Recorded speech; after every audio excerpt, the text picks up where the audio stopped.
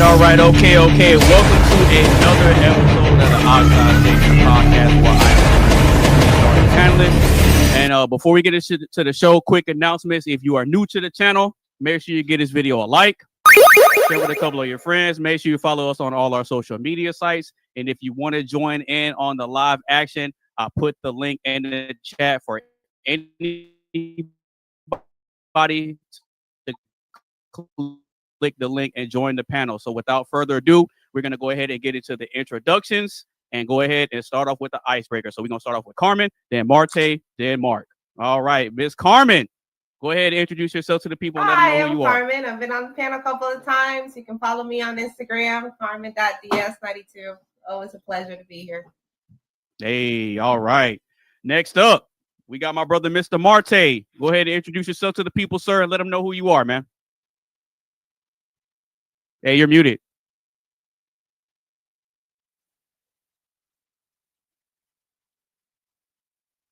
Shout out to Marte. Yeah, you're good.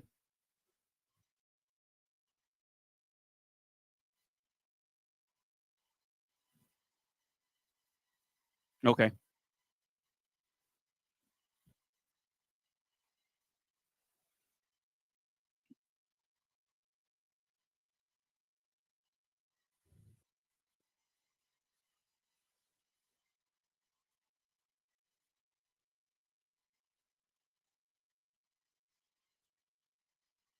Mm. It just so happens that we're doing a masculinity stream and you're dealing with issues involving masculinity over there on your end. That's kind of ironic, huh? Yeah. Okay. No problem, man. Mr. Mark, go ahead and introduce yourself to the people. Let them know who you are, sir. Yes, well, once again, thank you for having me. I'm just Mark Fowler, local, the resident Englishman that's been attending these podcasts now for the last few weeks, and I'm enjoying it. I mean, I'm just here to learn. I'm a bit of an entrepreneur. I'm all into that kind of personal self-development and learning, and that's why I'm here. So thanks. All right. Good. All right. So now that we got the introductions out the way, we'll go ahead and do a little bit of a wellness check. See how everybody's week's been going. What y'all got planned? Y'all ready for the holidays? What's going on with y'all? Well, I don't know yet. I don't know. I'm Ladies first. Now, Thanksgiving, usually I do host, but this year, if my mother-in-law comes down from Savannah with my stepdaughter, then I'll be hosting. Yes, if they come down. If they don't come down, then I'm not gonna do anything. I mean, I'm Hispanic. I don't really celebrate Thanksgiving, but I do it because of my husband's family. Hey, Carmen. Yeah. ¿Tú tienes una plata para mí? Siempre, cualquiera. Yeah. ¿Dónde es la comida? ¿Dónde está la comida? Yeah, ¿dónde es la comida? ¿Dónde está la comida? Where's the food? Yeah, yeah. It's here. That's like Spanish, isn't it? It's in Atlanta. I don't know if you're going to come down from Arizona, sure. En la cocina? En la cocina. It's ready on the spot right there. ¿Es listo? Isn't it? Aren't you in Arizona? No, I'm in Texas. Oh, you in Texas? Who's from Arizona? Yeah, I'm in Texas with Athena. Yeah, I know Athena was in Texas. Yeah, Athena's over here with me. But she's in Dallas. Yeah, she's in Dallas. I'm in San Antonio. Oh, see, y'all gotta come up. Wait, you say you're moving to Texas next year?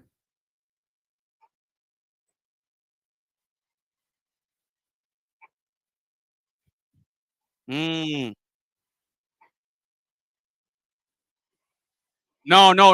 it is. No, here in Texas, no. You said what? I can't. I mean, I think it depends on the city that you're in because Dallas is pretty blue. I don't know about San Antonio, but Dallas is blue. Well, see, I'm in San Antonio, right? And if I'm not mistaken, I think our governor is, or no, I think our mayor, not our governor. Our governor's Greg Abbott. He's conservative. He's Republican. But I think that the mayor of San Antonio, if I'm not mistaken, I think he's an independent. I could be wrong. I gotta look it up. I think he's an independent, but I think he leans more Democrat. But at least in San Antonio, it's not crazy. Like, you have a healthy population of conservatives and you have a healthy population of liberals, and there's not like riots and fights down here.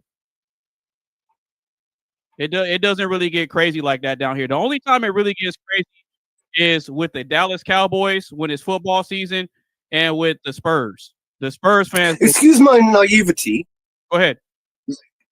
Just out of interest, though, Texas is like right on the border of Mexico, isn't it? So obviously that's going to be the main route for where like illegal immigrants and stuff come up through Mexico. So it surprises me that you say that you don't seem to be too much affected by all of that kind of stuff. When we are. No, we are. Right. But see, this is the thing. It's more of like the border towns. Like if you look into, like if you look at the Texas map and you start looking down in the valley towards like Brownsville, McAllen, Laredo, like around those areas, that's where the illegal immigration is really a problem, along those border towns. Okay. But see, with me being in San Antonio, I'm kind of more in the central.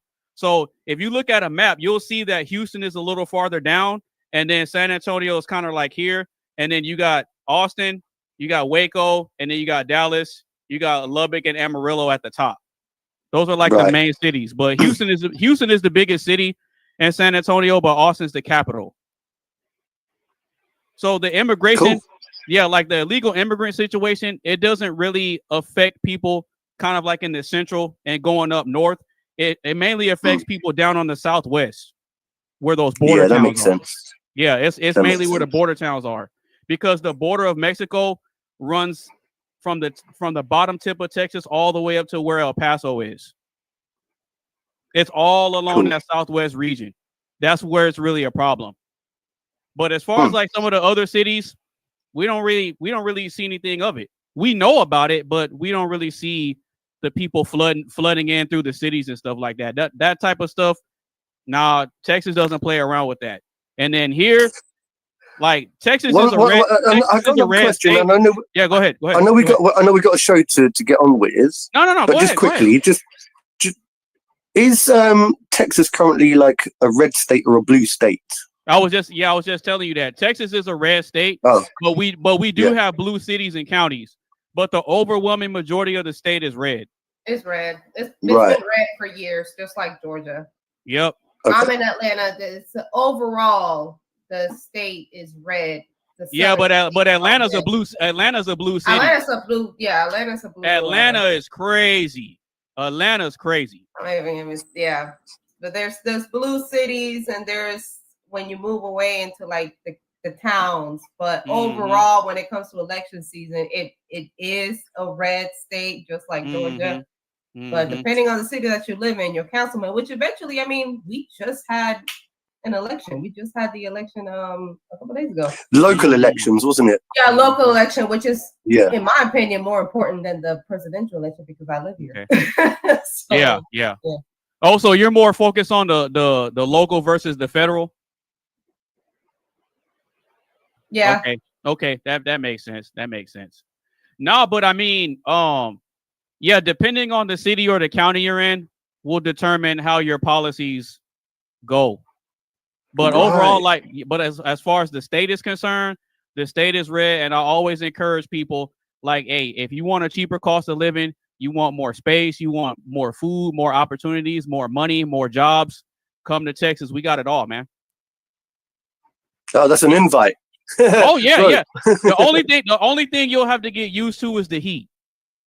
Yeah. Because I'm not originally from Texas. Me and my mom's side of the family, we're originally from New York, so I'm still trying to get used to the heat.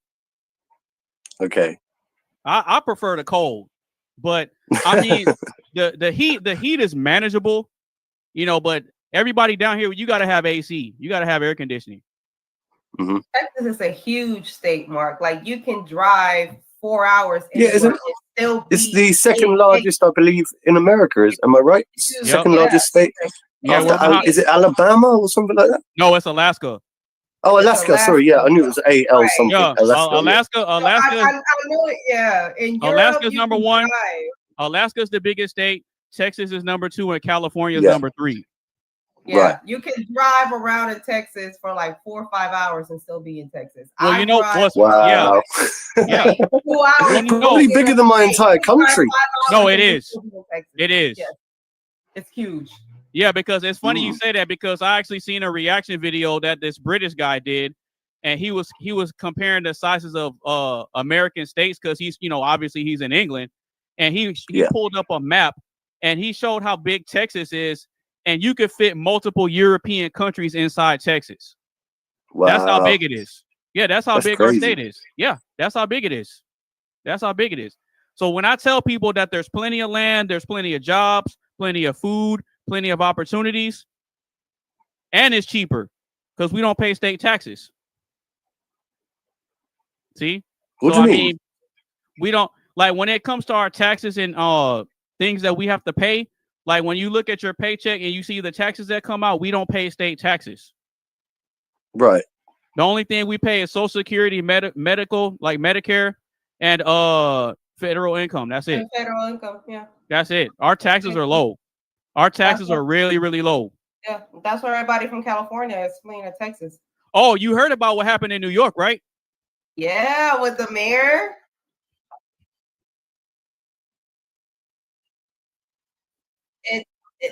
It's gonna be so much worse with Mayor. What's his name? Hassan. Mamdani. Mamdani. Yeah, with Mayor Mamdani, and he promised all of this. Yeah, I promised free. The socialist mentality is gonna go crazy. Well, he is a socialist. Yeah, go ahead.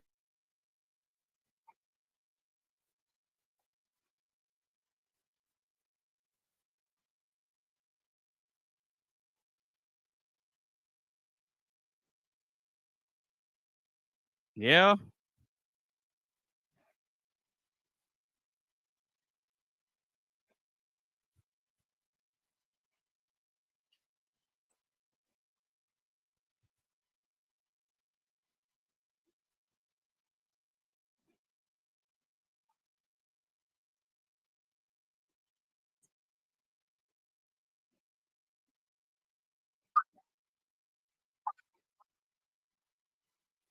Oh, well, socialist doesn't work. Socialism doesn't work. Mark, if you're in the UK, they tried it in London. The socialist. And well, we live in a very complicated country that tries to act as if it's a very socialist country, which I kind of detest. It becomes very entrapping, you know, like it's very manipulative. you know, we got some good things that come out of, like, you know, things like the idea of free national health service, which is something that every English person really treasures and holds on to that. Kind of like you guys already lived it. The UK already lived it. Then Argentina, Venezuela. Venezuela's going through it now. Venezuela's going through it now. So this mayor literally promised like free housing. Well, my concern is that people here in the UK don't fully understand how socialism can lead down into communism. You know, it's almost like a stepping stone towards communism, and it's very difficult because we do really like treasure things like the National Health Service. I mean, isn't it great the fact that if I was to get cancer or break my leg or get hit by a bus tomorrow, that I could go and get free treatment? And that's the thing that a lot of people use as, I would call, the epitome of what a good semi-socialist structure could look like. And I'm not defending socialism at all, by the way. I'm just saying that there are certain things that come from socialism that can be good. Listen, it's not as good as it's not as good as you think it is, because with Canada has that free healthcare thing too. But the waiting list to get treatment is crazy. Well, there's that. There is that. And Puerto Rico does too. Like, you gotta wait. You got cancer. Like, you gotta wait 4 months to get a CT. Like, well.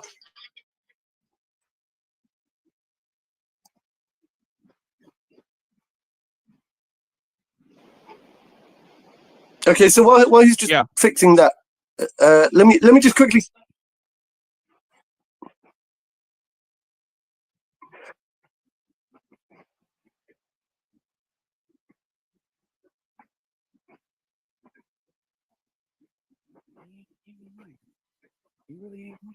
Yeah.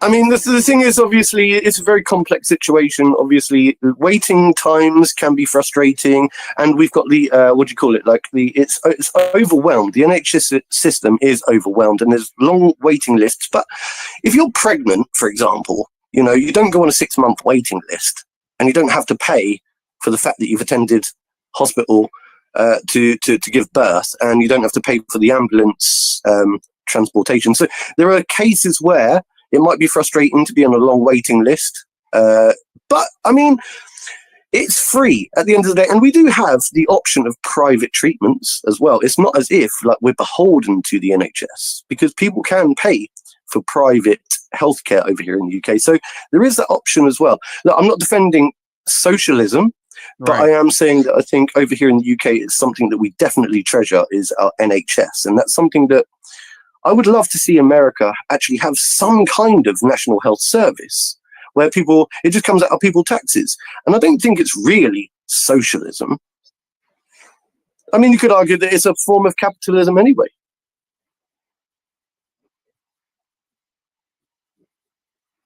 Right. Mm-hmm. Right. Yeah.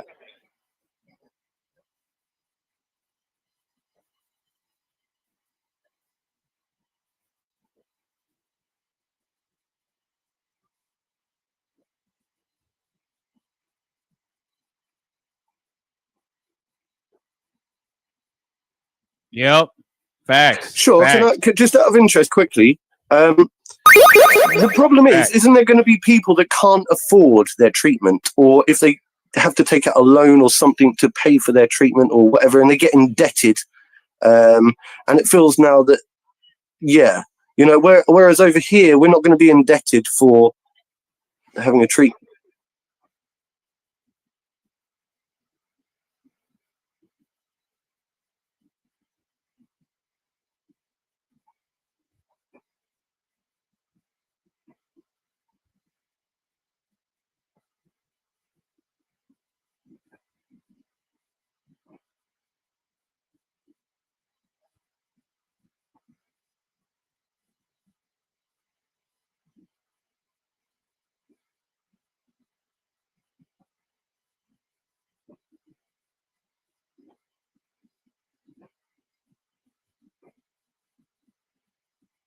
Mm-hmm.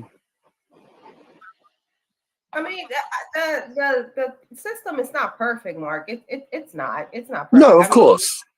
Of course. But I still think that our current healthcare without the socialist is better than the socialist system. Just to give birth here in the U.S., it costs at least $15,000. Wow. That's crazy to me. That sounds crazy to any Englishman, any English person. Like, it just sounds crazy. It will cost me to have. I don't have any children of our own, but it will cost us right around costing insurance $15,000 to $20,000 to just have a baby, and then of course we got to pay our co-pays. But that's really what it is. Mm-hmm. But the nigga wanted money. All right, I'm back up real quick. Sorry, I had Fatty tell me that my mic was muted on my end. Hopefully, you guys can hear me on my end. Yeah. No, we can hear you, bro. We can hear you, bro. Well, no, my viewers have to hear me on my end too, because I had to bring myself up on the stage. So here's the thing, though. I will say this, though. We have to make improvements. And if we don't do this, as far as like socialism is just not the good way to work things out. I think that innovation, and we have a competitive nature. I think if we do this, it improves everything else, because we have such a nation of sedation. We have a nation of complacency if we don't make things the same, like as far as like not the same, but competitive, as far as like, if I could do better than Mark in my business, that's a good thing, because now he has to try to figure out how to outcompete me, and the consumers win off of this. So patients win off of this, because you have things like Pfizer, all this other stuff. Nobody wanted that when it's forced on you. But now we have uprising, and we all can stick together. We all band under innovation, believe it or not, because when we get frustrated with the product, we can then have choices in which to go to. And underneath this universal health plan, you don't have a choice. It's like, well, this is all you have, and you better take it or leave it. It's like you take it or you don't do it. And the problem with this is also when we go down to pregnancy issues and people getting pregnant, I can totally get that. But here's the problem with that too. is like, I want to ask you a question, Mark. I know we're deviating a little bit off the topic. No, do you good. Go think ahead. that we should give you like free, like as far as like free healthcare, as far as like nobody's paying for it? You know, do you think that it should be more free with a little bit of stipend for the doctor? Do you think that should happen?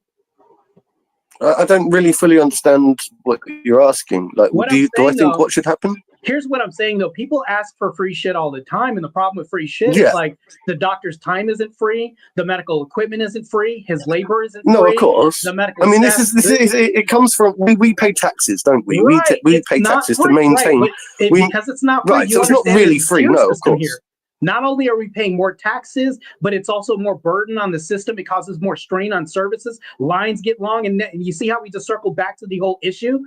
So that's the problem with this, is like you can never escape it with socialism because the system has to eat itself. When you go outside this in a competitive nature, now we have more options, we have more choices, and we're not beholden to the same God. Apparently, I mean, if the system could be one, as everybody else. And we actually can say, hey, I want State Farm life insurance compared to this life insurance. And now I could say, screw that, I don't want that, and I could choose something. In London, can you do the same thing? Well, I want to just say that you're correct on the fact that we do become beholden to it, and that is one thing that I've identified here in the UK is that if you ask most English people or British people, would you leave the country? Would you move somewhere else in the world? A lot of people say no, and you realise it's because they are beholden to the NHS service because they don't want. Their fear is that if I move out of the UK and I go somewhere else, I'm going to lose my free healthcare, or what they consider to be their free healthcare, which is something that, obviously is tax payable. But it gets me realizing that we are kind of beholden to it to a degree. It's like a bit of a trap. So I'm not agreeing with everything that you're saying, but at the same time, look, I understand your point of view. I do understand your point of view, and it does make some kind of sense to me. I don't think when you say to a degree, I think that's kind of cope, because when you say to a degree, what are you going to your Aunt Margaret to go ahead and stitch a wound or something like that? Because it's like, what other options do you have? It's not even to a degree. It's like you want to go with the most competent resource to save your life, to deliver babies, all this other stuff. So it's an all-encompassing God that can then feed you and then starve you at the same time. It's not even to a degree, because if you go anywhere else, you have to go to somebody who's not a practitioner, which is illegal. Now all of a sudden you're dealing with jail times, crimes, people operating at the table. And it's like, so now you just open up a black market. You see how much more problematic this is when you do that? But sure. Don't forget. I did mention earlier that we do have the option of private healthcare as well. So it's not as if we are, look, if you want to get, and you can afford to, which a lot of people that have more wealthy, they will go for private treatment as opposed to relying on the NHS. So it's not one or the other. We do have an option of both, and unfortunately a lot of people can't afford to pay for private healthcare, and so they rely on the lesser quality national health system. Because when you only have two options, now you don't have a competitive arena to which they have to actually say, you know what, it benefits the consumer to lower our prices. You don't have this. Kind of. You've got to bear in mind that private healthcare is a competitive business. It's like the same as what you would consider to be what you've got in the US. A niche now. Do you see what I'm saying? So because you have this big monopoly, I'm just going to choose a niche now that doesn't have to be competitive, because there's somebody that has basically the overwhelming monopoly. And it's like, if I have no choice and I'm hard up, or at least I'm the 1%, I can at least do this and scoff at everybody else that has the peasant monopoly. And it's like, that's even worse, because it's like, now you have haves and have-nots, where it's like in the US, it's like you have more choice, more freedom. The system can be allowed to fail, to where it's like, oh, you guys where the government's not saving you. If you guys fail as a private practice firm or anything like that, this one will pop up and be better than the last one that failed because they learned a lesson. You don't have any of that. So there's anyway, we're kind of deviating a lot on the topic. Yeah, we are a little bit, but an interesting segue, let's say. Yeah, no, this is great. No, see, I like stuff like this because we're about to get into the icebreaker question, but I like to give people time to kind of warm up and, get their wits about them. Oh, I don't need to warm up, bro. You know this. I know you don't. I know you don't. Yeah, I know you don't. But yeah, we're going to go ahead and start to get into the icebreaker. So we're actually going to react to a couple of videos that are going to kind of segue into the first question. So I'm going to go ahead and bring them up. Oh, wait a minute. Go ahead and play them real quick. Okay, there we go. All right, so I want to get your guys' thoughts on these videos. You're a man. Have some dignity. Have some honor. Stand up. Everyone is making fun of you. And the only possible revenge is success. It should be all you think about. It should be all you do. It doesn't matter who the president is. Nobody's coming. No one's going to save you. You need to do it yourself. Just you. By yourself. Get up and do it. I got one more, and then we're going to go into the icebreaker question. It's another Andrew Tate clip. Shout out to him. Men only become good men through negativity. Women are actually the opposite. Men who have been through a lot of pain are very kind. I would argue that when I see a man who's been through a lot of shit, it makes you kinder. You don't want it to be put on anyone else. When women go through a lot of pain, they grow bitter and evil and mean. They don't grow kind. Men grow kind from pain. I think that the worst men on earth are the ones who haven't had enough pain. Those are the arrogant pieces of shit people. All right. So now that we've heard Andrew Tate's take, which I agree with 100%, actually, that takes us into our icebreaker question. Now, before I say this icebreaker question, a lot of people have a lot of hate and negative views towards Andrew Tate, right? They do. There's nothing you can do about that. But what I do like about him is that he has something that he stands for. And when you're a person who has a strong value and belief system, you're gonna naturally have people that want to see you fail just because. You see what I'm saying? And that's what any great person who's ever achieved anything in life, whether it be good or bad, you're always gonna have somebody that wants to rise up against you and they want to tear down everything you're building just because, in my opinion, they themselves don't have a strong set of values and beliefs and a foundation that they can operate from. So they seek to just tear down somebody else's work because they don't have the mental fortitude to go through the ups and downs and trials and tribulations to build their own. That's my opinion. I mean, anybody's open to disagree with that. We can go back and forth, but I'm going to go ahead and introduce the icebreaker question. So those videos have a very significant purpose. And this is the icebreaker question. When it comes to men, what matters more? Having confidence or being respected? I'll say it one more time. When it comes to men, what matters more? Having confidence or being respected? Yeah, being respected is more important. Okay. But why do you say again, that? It's a funny question because I would say actually having confidence would be more important. I'm going to switch my answer now. Having confidence is more important. The reason why having confidence is more important is because I'm not respected by a lot of liberals. And I'll tell you this right now. Okay. That's why it's not important. So if we start thinking about who to like play to, what kind of audiences we need to play to, like, let's say all I care about is respect. Is this conditional now? Now that just makes my respect more conditional because it's like, that's all I care about. But if I think that I'm confident about the right things, I'm going to get respect from the right community. Now, when you say respect, it's like, it's kind of a weird, it's such a broad dichotomy that you just present that I want to kind of rephrase it there and just say, we need to get respect from people who would be appropriate towards our move and the goals that we're making, towards the direction that we're moving.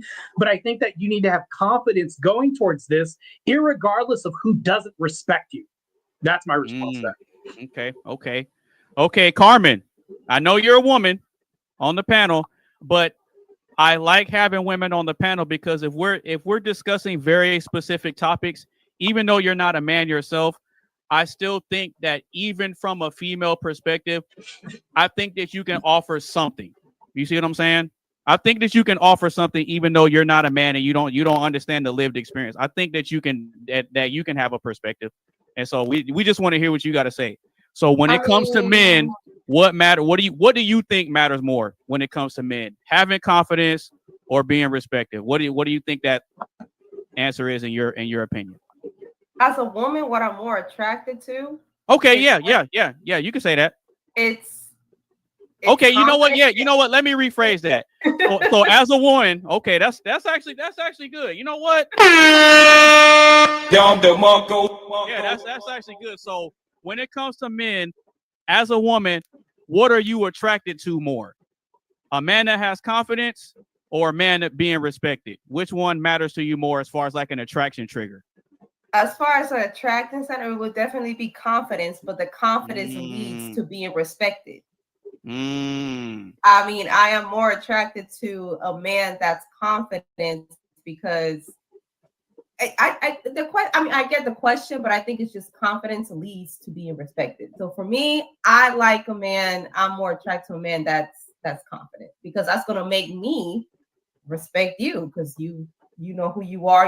I like that aspect of it. I disagree. Okay. Uh-oh. Well, I'm gonna let opposite with women. It should be the opposite. The answer should be the opposite because I don't care how confident he is. If you don't respect him, we have a lot of chauvinistic people who hate women that women are with and beat them, right? They don't respect their man, but their man's extremely confident. So here's the problem with this is it should be the reverse for all of us. Like, so for women, we should flip it to women, but when it comes to men, we should flip that back around. So it's right when I say that, because I could defend this and say, well, no, I think that confidence should be important. But here's the problem with this, though. On your end, I think that we should have respect first, right? Because we have a lot of confident people that aren't respected by women. They're used, they're abused, they're laughed at, they go to corn, all this other stuff, and it's like, yeah, he's confidently going to corn, but you don't respect him. And therefore, he has a cold betterment night. So I think respect has to be there. That's why it says, even biblically, wives, respect your husband. Husbands, love your wife. So respect should be the foremost thing when it comes to women, but it should be opposite for us. Like, we should love you. Respect isn't high on the list. So it's the opposite. That's why I'm saying that. All right. So I'm going to go ahead and let Mark respond. And then I got a little bit of pushback on that, Marte. Because I see it it somewhat differently. Yeah, I see it somewhat differently. But I'll get to it. Well, I can defend my position.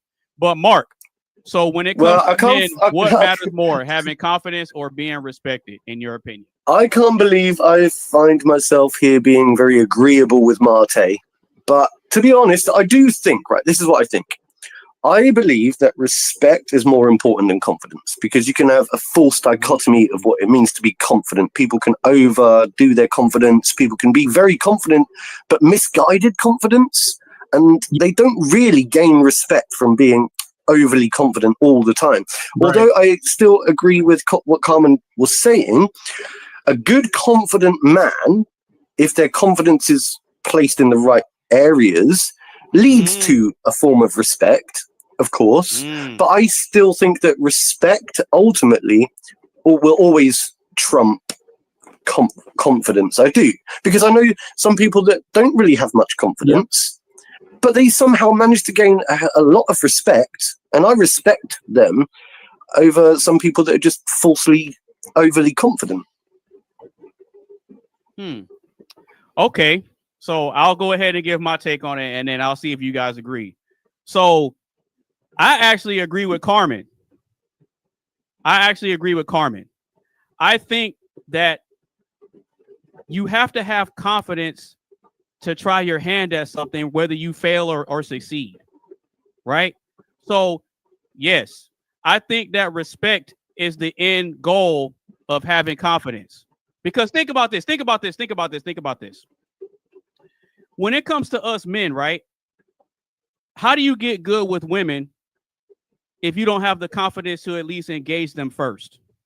You can't just sit back as a man and wait for them to come to you, because in order for you to be able to conversate, have your masculinity on point, have your leadership on point, and have a lot of things in place, you need to have the confidence to at least take that first step, whether you trip and fall or whether you get it right the first time. In order for us men to be good at things, and in order for us men to accomplish things and become great in whatever we try our hands out, we've got to have that confidence, because not every man is going to be beating his chest and have the most confidence, right? I disagree. I'll push back a little bit.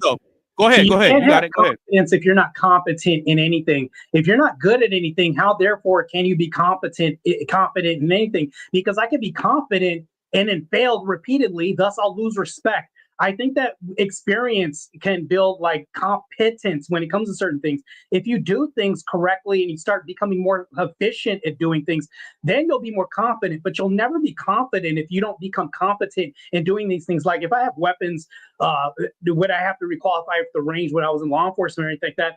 I could never be confident because guess what happens? I didn't know how to rack the chamber quick enough when the instructor said, go ahead on your mark, like all this other stuff. Like there's no confidence that'll arise without any of this other stuff. Now, before any of this hits the goalpost, as far as like which one comes first, the chicken or the egg, I think respect is extremely important because one thing will ruin everything else. If you don't have respect, I don't care how confident you are, you're just going to be the guy that's just walking there and being laughed at. To me, that's extremely important. But even in the Bible, it says, wives, respect your husband. It doesn't put like love first. Why is love not first? Because love is like a confident thing you would presuppose, right? No, it puts respect there first because you're not going to respect a husband if he doesn't fulfill these duties, and meaning that he's a competent man. So I think that competency is left out of this equation. So it's a three thing, right? There should be competence, which leads to you being confident, right? But depending on how you handle these things, respect should be after that. You earn respect. You don't earn confidence from people. You earn respect from them. And that's like the ladder. That's what I'll say. Well, I actually kind of disagree with that. I disagree. I think Marte is confusing confidence with arrogance.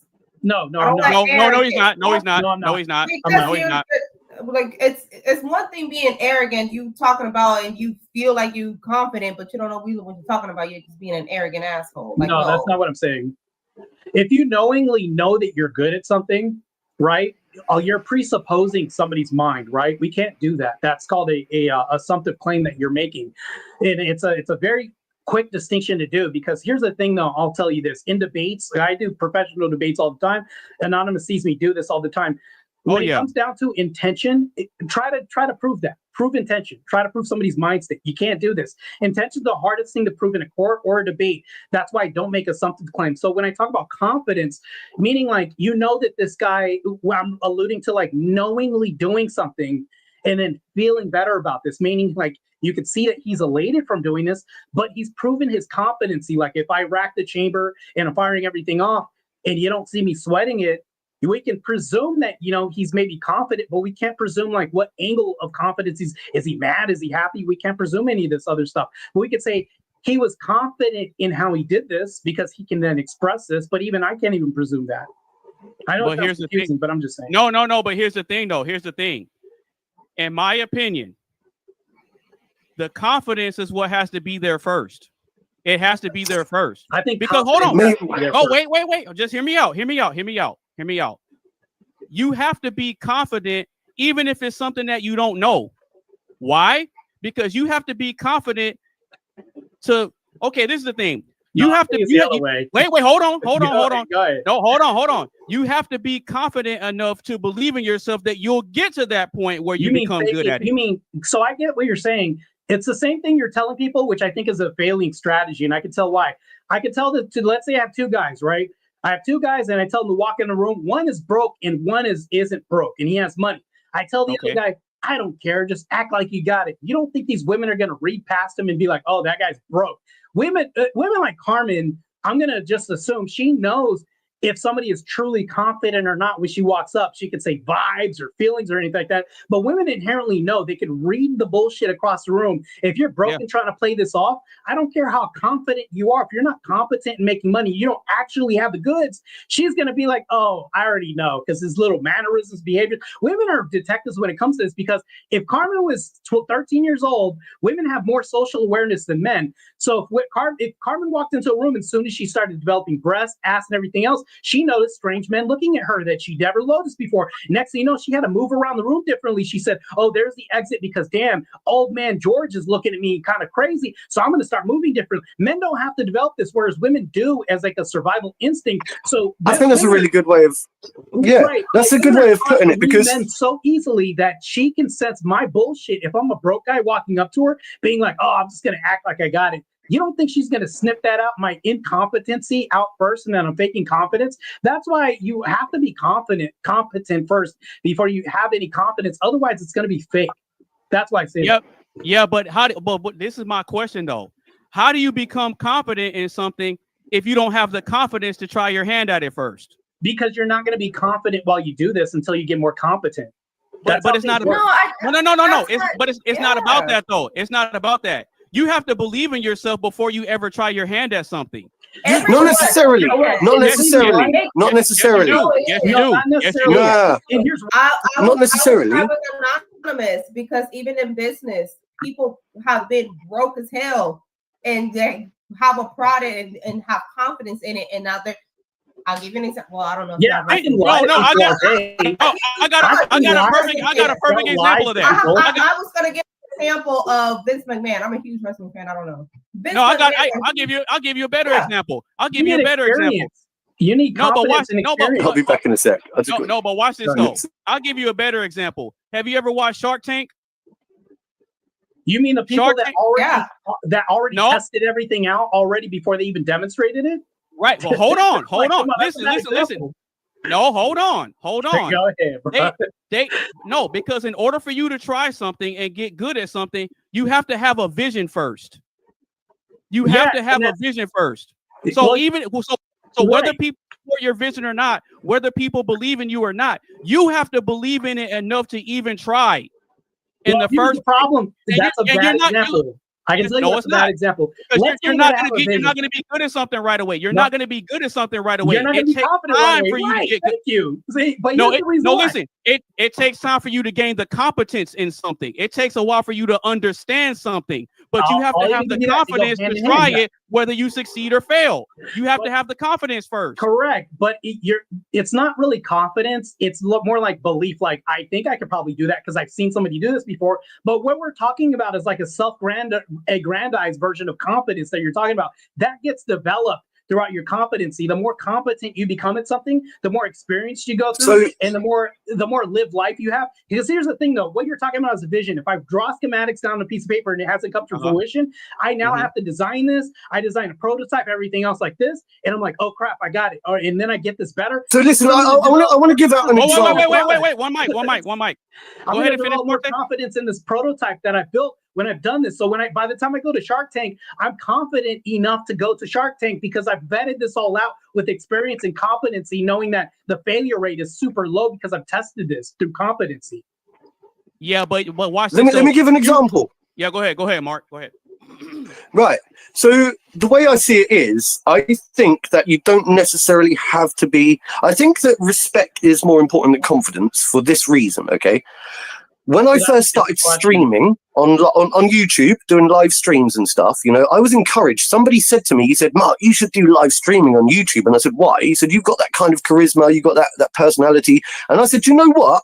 I said, I don't know about that because I'm quite camera shy. I'm not sure. I'm not very confident with it. I said. And he said, don't worry about it, mate. People will respect you anyway. They'll respect you for at least trying. Even if you're not confident, right? And you know what? Over the course of time, I built my confidence. And I suppose we could argue, look, we're going round and round in circles, semantics here, that confidence and respect do work hand in hand with one another, okay? But I still feel that I didn't need to be confident to gain the respect. What I needed to do was to put myself out there, even though didn't feel very confident, but I put myself out there. And so over the course of time, I built my confidence, which helps to gain respect. So it's kind of like one or the other. I suppose we could argue, that if you're lacking a little bit in confidence, then you can gain there and then you can build more respect. And once you've got more respect, you can build more confidence. So we could argue that both of them lift each other up. And the one last thing I wanted to say is, obviously, Carmen did mention that confidence is very attractive to women, okay, but that doesn't necessarily gain respect as such. Confidence is attractive, but it's not necessarily something that gains true respect. Somebody might, I don't know, respect you because it's like a materialistic way of gaining respect, I suppose. I would rather have a woman. Does that make sense or not? What I said? Confidence. No, it makes sense. But I would rather have a woman that I'm with her respect than her love. I would rather have this any day. And I would rather have her respect and confidence every day, because she could be like, you know what? I'm not leaving him because I still respect him. And I'll give you a good example of this. Back in the day, I used to date like several different women, right? And I literally like was super honest with them. And this woman told me one time, because she needed to crash at my place for like a month, and I was talking to like so many different women during the time in my player days. And she was like seeing my phone ring at the table. She was like, "Who the hell is that?" After I like shut it off like several times during this dinner that I cooked for us. And I said, "It's another woman I'm talking to who's got a nicer ass than you." She got so pissed, she jumped up, ran to the room and locked the door. And I was like, whatever. And my roommate at the time was like, "Damn, what the hell why'd you tell her that?" And I was like, whatever. So anyways, 12 o'clock hit. I went in the bedroom and I slept. The next morning I went to go make a pot of coffee. And my roommate was like, "Bro, how did you do that?" And I was like, "What are you talking about?" "No, last night, bro, I heard you guys." And I was like, "Go on the balcony, I'll talk to you," right? So I went on the balcony and I had my coffee, and I said, "Listen, man, you can go ahead and be honest with women, but they're never gonna stay with you if they don't respect you because you're a coward, because you lie." And here's the thing though, if I'm honest, you'd be surprised with how much you can get for honesty. But the moment you lie, they see a coward. To me, it's like, I'd rather have a woman's respect than anything else, because I can be a confident coward the whole time and lie and just be like confidently lying. But the moment I get busted, I lose respect and I lose the woman completely. That's crazy. Sure, but just quickly to press on that, we'll push back on that real quick. Go ahead, Mark, you got it. Like, I get what you're saying, but surely there's being honest, and surely there's a case of sometimes it doesn't need to be said, if that makes any sense. So like, saying something isn't being dishonest, is it? You know, like it is turning around and telling. Have you ever heard of a live omission? Have you ever heard? Do you know what live omission is? No. It's when you don't say anything and you know that you were totally checked on this. She said, "Hey, who is that on the phone?" If I don't say anything, do you know that that's also an answer? And that's like a lie? It's me avoiding that. That's also cowardice as well, too. I'm pretty sure anonymous base can understand that, right? If I don't say anything, that's a bad look, too, right? In that circumstance. Sure. But I mean, look, it depends. No, I mean, look, for example, you could have said that you were talking to somebody else, situation, but you didn't need to say the bit that she had a nicer ass. If I had told her, no, that's beside the point. Like, let's say that's some other girl I'm talking to. Let's just say I said that, right? Yeah. It's some girl I'm talking to, because I did say something to that degree, right? It was like 12 years ago. I said, "Oh, it's just some other girl I'm talking to." And I told her this, right?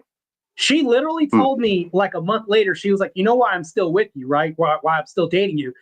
She said, "Because you didn't lie to my face like all these other men. You were straight up." She said, "I could respect that." Literally what she told me. Fair. Yeah. Oh, so I'll give you an example to prove my point, Marte. I'll use you as an example, right? Go ahead. So well, no, because I started lifting and going to the gym back in 2017, right? Because I got tired of being skinny. I got tired of looking a certain way. As a matter of fact, I don't know if you scroll down my Instagram, but if you scroll down to the bottom of my Instagram, you'll see how I used to look. And then you'll see how I looked like a couple years after I started lifting. I'll use you as an example. So when you first started lifting, you didn't have the competence of how bodybuilding was. Nope. You had to have the confidence to go in there and at least try. You weren't sure if you could lift that bar with 245s on it and get that bar up a few times with that 135. But you know what? You had the confidence and the belief in yourself to at least try. And then as you started being able to move the weight, that's when you started to want to gain more competence. And how can I do this? Came before. You're actually proving my point, because if I'm lifting it didn't. And I'm doing it properly, guess what's going to follow suit? The confidence, because I did it actually. I have to accomplish it. Because here's the thing that destroys the whole argument here. Let's say that I lifted this and I was so incompetent at this, I said, screw this, or I had an accident or something happened. Let's say you never accomplished the objective and something bad happened, or you hurt yourself or whatever. Oh, yeah, it doesn't matter how much confidence you have. You're incompetent, thus you can't build confidence at all. So that's the thing, though. You can't, if you're underneath that weight and you're doing it correctly, you actually achieved it. Thus, you're building more confidence after that because you confidently completed this, right? No, but watch this, though. You're actually proving my argument. Yeah, I'd love to hear it. No, because like I said earlier, you have the confidence to at least try whether you succeed or fail. I did say that earlier. Yeah, no, hold on. Thing, hold on. Wait. No, but hold on though. But even if you fail, you still learn something, which that's is not making confidence, you though. Yeah, learning but is not confidence. That's just gained knowledge. That's it. That's different. Which is what? That's competence. Because now you know what not to do. No. I can gain knowledge in something and not be more competent in the thing that I'm doing. You know how many people graduate school and they know everything, but they're the shittiest lawyers at all? Like, so here's the thing though. That's why it's more important for you to become competent. Matter of fact, when I do debates and I destroy these liberals that I debate, my confidence grows after that.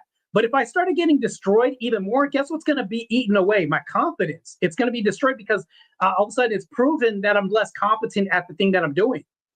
I think it's really important to make that distinction. That's not necessarily true, because if we both understand that experience is a really great teacher, that means you're learning what works and you're also learning what doesn't work. And it all stems from you having the confidence to even get out there in the battlefield in the first place. I believe somebody can have pseudo fake confidence. That happens all the time. There are guys that go to the club with $5 in their account, and then they'll spend their last 25 on a bottle, hoping that she'll sleep with him, but not knowing that he's broke as hell. But here's the problem, though, is all that is just fake. We can have plastic fake confidence all day, but guess what's going to happen? That's what I was trying to say. We're not going to retain the woman. We're not going to retain the value in her life or anything else. Because if you're talking about fake confidence, yeah, I believe that you can fake it till you make it. That's the whole trope, and we have this. But I think that's a bad prescription. I think that unless you're competent at something and you're the real deal and genuine, like Carmen's not going to be their husband if he wasn't the real deal and he wasn't genuine and actually had receipts. That's why this whole trope about, oh, let me see the receipts. They want to see the level of competency before they say, yeah, you're competent, but let me see the receipts. Can you prove this? This is all throughout the debate community. This is everywhere else. Somebody could say, hey, I know you're confident in what you do, but can I see your before pics and after pics in bodybuilding? And I'll say, damn, man. Okay, cool. I can understand why. And people can actually make a connection. They can determine whether or not it's fake or real confidence that you have because of how competent you are. And I think that's also in the. Well, I'm confident that respect is the way forward. I'm confident that respect is the way forward. And that's why respect is also important, because if you get outed for having fake confidence, it doesn't matter like how much confidence you have, because your competency is going to expose all this shit. That's why when people put filters on their pictures and I meet this woman in person and I'm like, damn, she looks like a dude. If this is a transformer, it's like now all of a sudden, I don't care how confident you were online with the filters and everything like that. It's like now I've got a really good example. All right, go ahead, Mark. A trans person in today's era might feel very confident, a man dressing up as a woman and going into a woman's bathroom. But they lose a hell of a lot of respect when they do so. I respect those trans people that self-identify as being trans, but still have the ability to turn around and say, even though I'm a man that dresses up as a woman, I can never be a woman. I respect that more than somebody who pretends with this over-looming air of confidence that is like a plastic confidence. I'm not trying to be disagreeing with you, Mr. AB. I'm just saying that I think that I do personally. Look, we can argue this all day. We can argue the toss out of this all day. Hey, Mr. Marte. But I'm just saying, you know what I'm saying? I think that respect is earned and confidence is gained. Yeah, but this is what I'm trying to get you guys to understand. You won't try something unless you have the confidence first. No, we get that. Well, I don't think we're disagreeing. I don't think we're disagreeing with that. To take risks, because when people do things, like they'll say, "All right, I'll do it, bro." Whatever. It's like, you know, because we don't know what that is. You're presupposing like this person doesn't know. Because whenever we take a gamble with something, yeah, we can assert something. We can say, well, that person's confident or desperate or anything else. We can assert numerous things, like, because if I have my last $2 and I bet in the casino, I didn't even care. So now I have like, you know, my nonchalant attitude. That's not confidence either if I do that. But it's like, just because you take a risk doesn't always guarantee like you're confident or anything. It just means you did the thing. Now, if you're going to just load the question and say, well, we're just going to put confidence in there, we don't actually know that. All you're doing is just experimenting with something. Confidence comes in building this through receipts, through proof, through experience, and all this other stuff. That's why confidence is on the back end of this. That's why I say that. I think that confidence is the catalyst to it, because I don't think so. Oh wait, hold on, wait. Hold on. Not an assumptive claim you can make. But wait, this is I'm trying to substantiate this. I think that that confidence is the catalyst to it, because I think belief can be, but not confidence. So then, what's the difference? So what's the difference between confidence and belief? I'll tell you what the difference is, because belief can be like, I have a belief in fear, I have a belief in confidence. So if I believe in something, that's just me making a positive claim that the thing probably could happen, but that's not confidence in myself. You'd understand that the distinctions that I can make in belief is saying, I have a belief in the thing, but I don't have a belief in me. And also I can have a belief in myself, but not in the thing. You realize that belief can be a distinction from confidence. Confidence is just asserting like, me solo. Confidence is internal. Belief can also be external and internal. They're two separate things. But confidence can be manifested in an external way too, which is through you trying something. Yeah, see, you see how it stems back to my argument. Let me ask you a question. In order for you to take a risk, do you need confidence or competence to take a risk? You actually don't need either of them. Well, then how would you try if you don't have the confidence?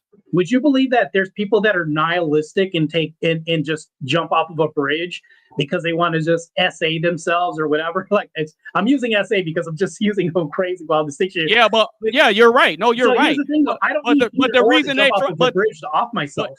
You're right, but the reason they try it is because they're confident that method is going to work. No. Do you understand nihilism is absent of confidence or the other? You understand that this can function absent both those two things, right? I'm taking a risk.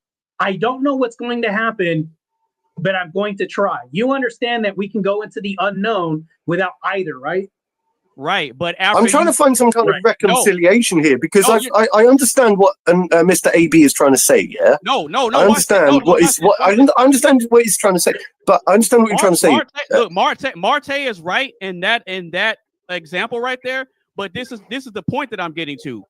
You don't gain competence in something that you don't try first. Competence is another word for understanding. No, right? It is kind of. It isn't an absolute, because you can gain competence in something you don't understand just because you're doing this. Like, I don't understand the dating market, but the more that I engage in this and the more I become familiar with this, I become more competent in this. Yet I still don't understand women in the dating market because it's changing and fluctuating constantly. You understand why? Right. You understand women if you don't have the confidence, if you don't have right. to actually go out and tell you why. Thank you. I can tell you why. And here's the reason why. We displayed this last time when Grid showed up, right? He understood like women really well, but he didn't understand your point in the red pill distinction of warning signs or anything else like this. So absent, like, even if he had all the traditional sense how to have a wife and everything else like this and understands women, if you throw him out in the dating market right now, he should be the most competent person ever, right? But because the dating market is constantly fluctuating, it's not the same dating market that he's had. It doesn't matter how much he understands women, because I don't think that we'll 100% understand women, yet we can understand some distinctions about female nature, meaning like you don't want them to lead. We have baseline, right? But as far as like an overstatement, I don't think men will truly understand women. And that's why we're at the crux of the whole masculinity thing, because I don't think that women will truly understand men. Is that not a correct statement to make? Well, they don't necessarily. But see, here's the thing. Women don't have to understand men to attract them, but they need to understand men in order to keep them. But that wasn't my question. That's the difference. My question was an absolute statement. I understand, and I'll agree with that. But that wasn't my question. My question was like, do you think that one sex will absolutely understand the other? No. Right, but because I don't think it's possible. I don't think it's possible because that's what I'm saying. I don't think it's possible because not one sex didn't create the other. Right, but here's the problem though. We can not have the most competency and function in certain arenas and still navigate and try to feel our way out of this and never truly understand it.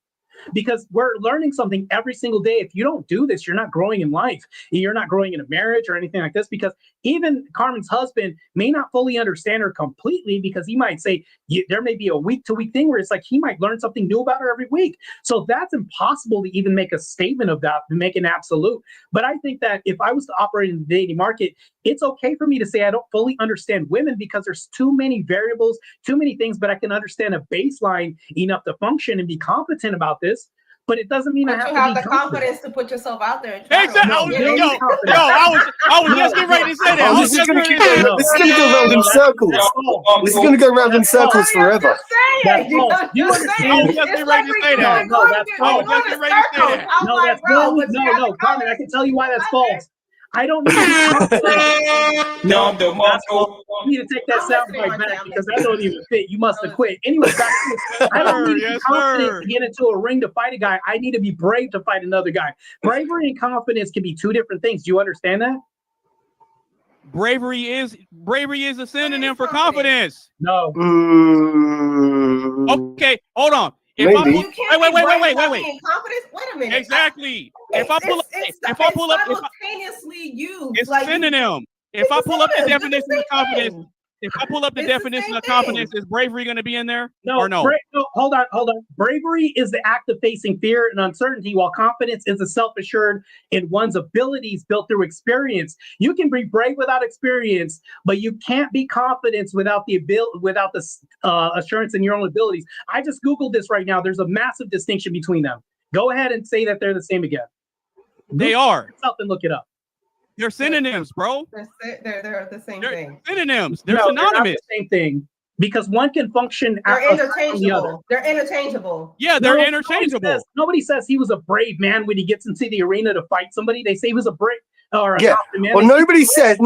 You see that person, that gambler that just went and spent £1 million, on the roulette table. He was really brave. No one goes, oh, that gambler was really brave. They say no, he was confident that he was going to win. But guess what? He lost. What an idiot!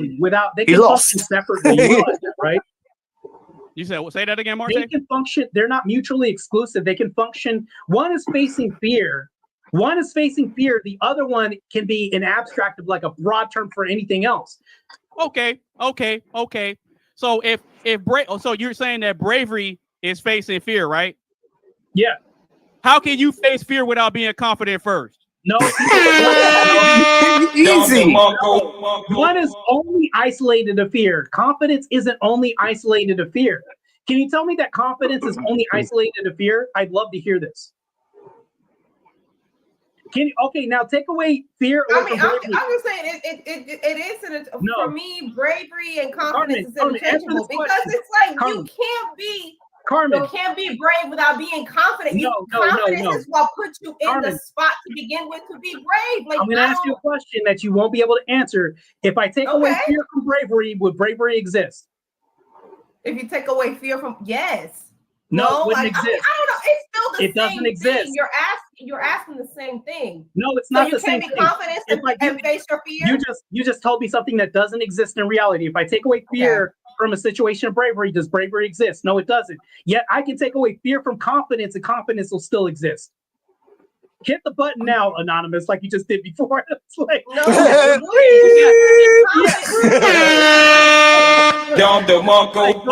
Watch this though.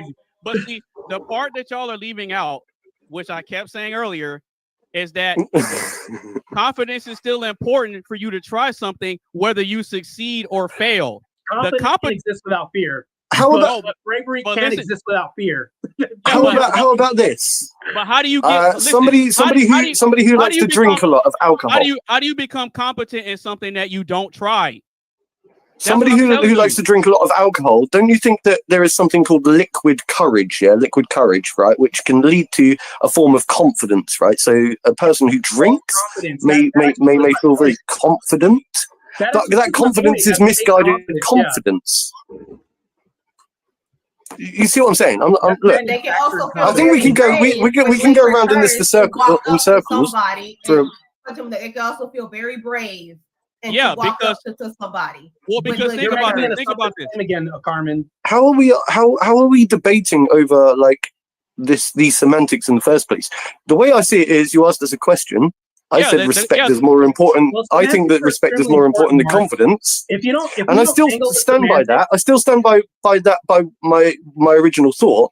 Yeah. And obviously, it's quite clear that you disagree and you think that confidence is more important. But that doesn't mean to say that either of us are wrong. Perhaps there is a kind of, like I think that, like I keep trying to say, a reconciliation that we can find. But if we just keep going round in circles, trying to prove or disprove the other person's viewpoint as being right or wrong, I don't think it works. Mark, you realize that we have to go through the semantics, because if we don't get the definition, I get it, mate. I get it. I felt like we did it. Like I felt like we've got there already. We actually got better as this went. I actually was able to explain my distinction between the fear of or bravery and confidence, and how they can be separate and independently function differently, and how they're not mutually exclusive. But back to this, I'll just end it on this note. I'd rather have my woman's respect than her confidence any day. That's just me.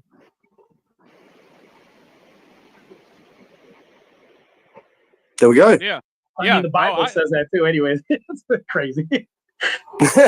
That's just you and the Bible. And I believe you need to be confident in the least respect. Yeah, I believe that you need to be confident that leads to respect. So no. Yeah. You know how many confident people don't have respect? You can have confidence and not respect. You can't have respect without confidence. So that means, I'm an extremely confident person. No. I'm an extremely confident person, right? The more I get out here online and do this, that, and the other. But you called me a 5, right, Carmen? You called me a 5. But by your definition, because I'm more confident than most people you've probably ever met, right? I should actually be a 10. Stop the cap. I should be a 10 because I'm really, really confident. So I should be the most sexy man in your life right now. Mark made a really good point. There he goes with that should. There he goes with that should word. There he goes with that should.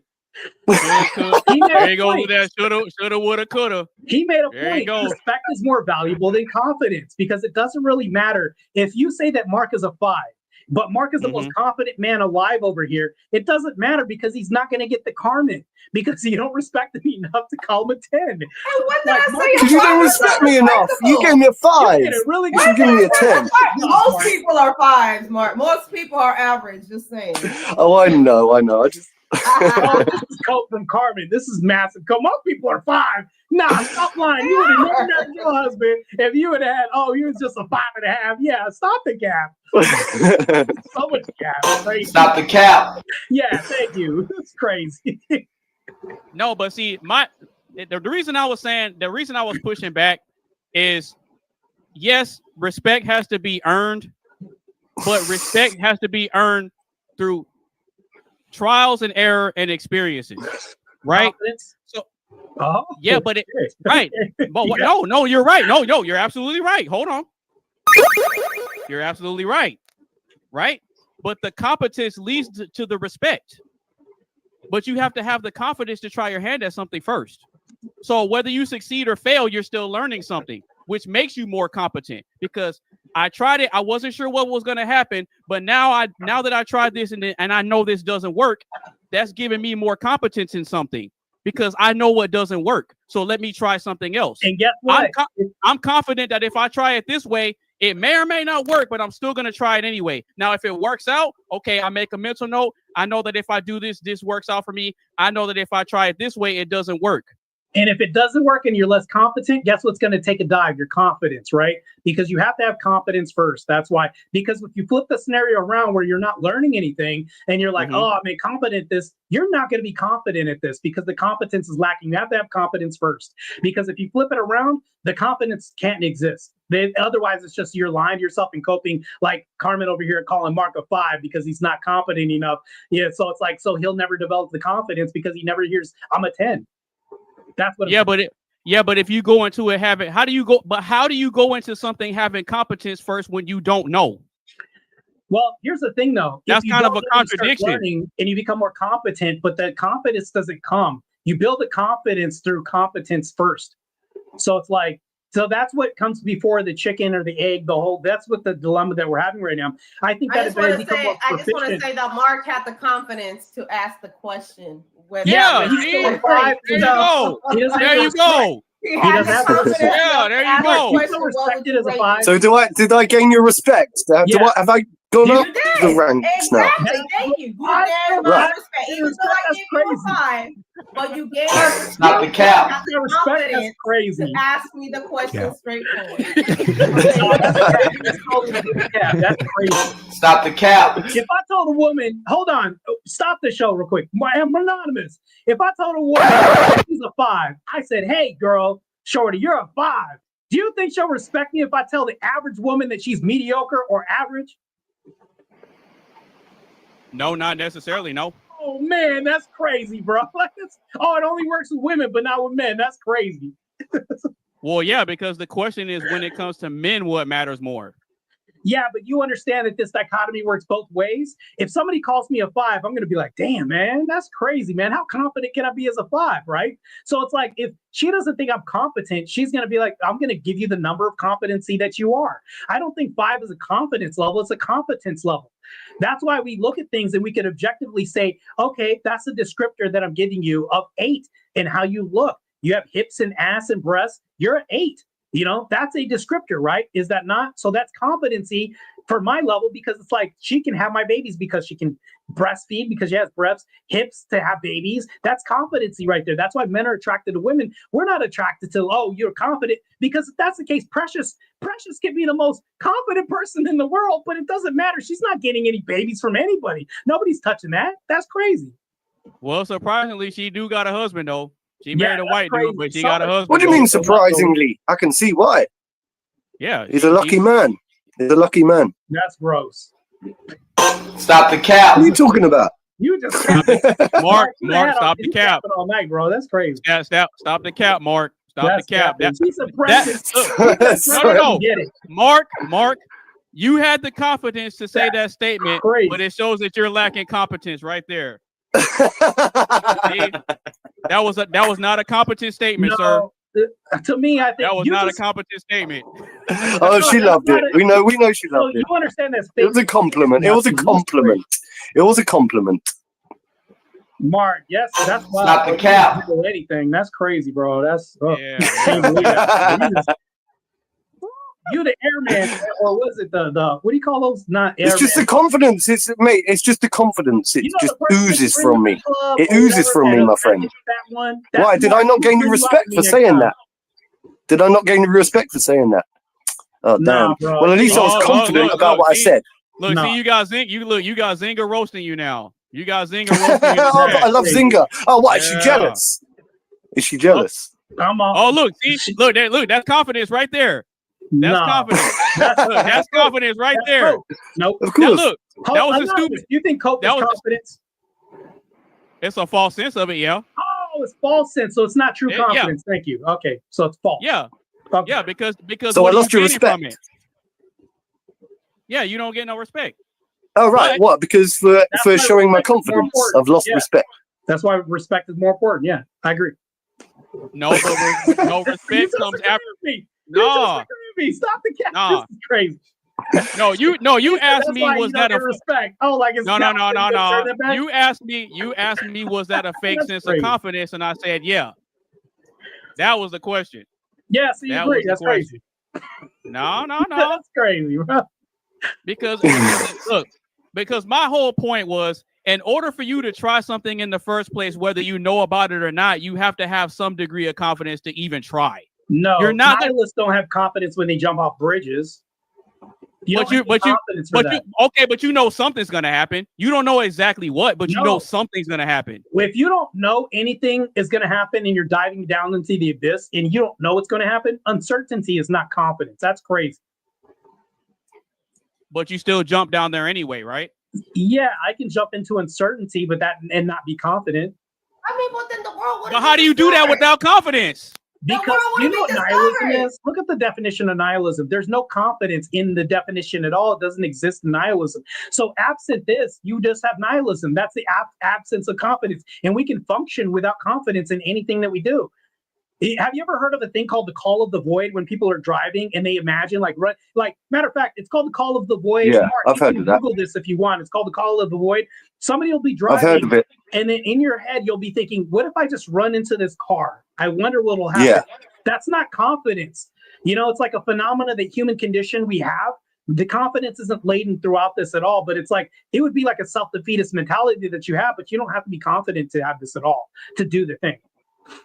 Okay, so the definition of nihilism is a philosophical viewpoint that denies intrinsic meaning, purpose, and value in life.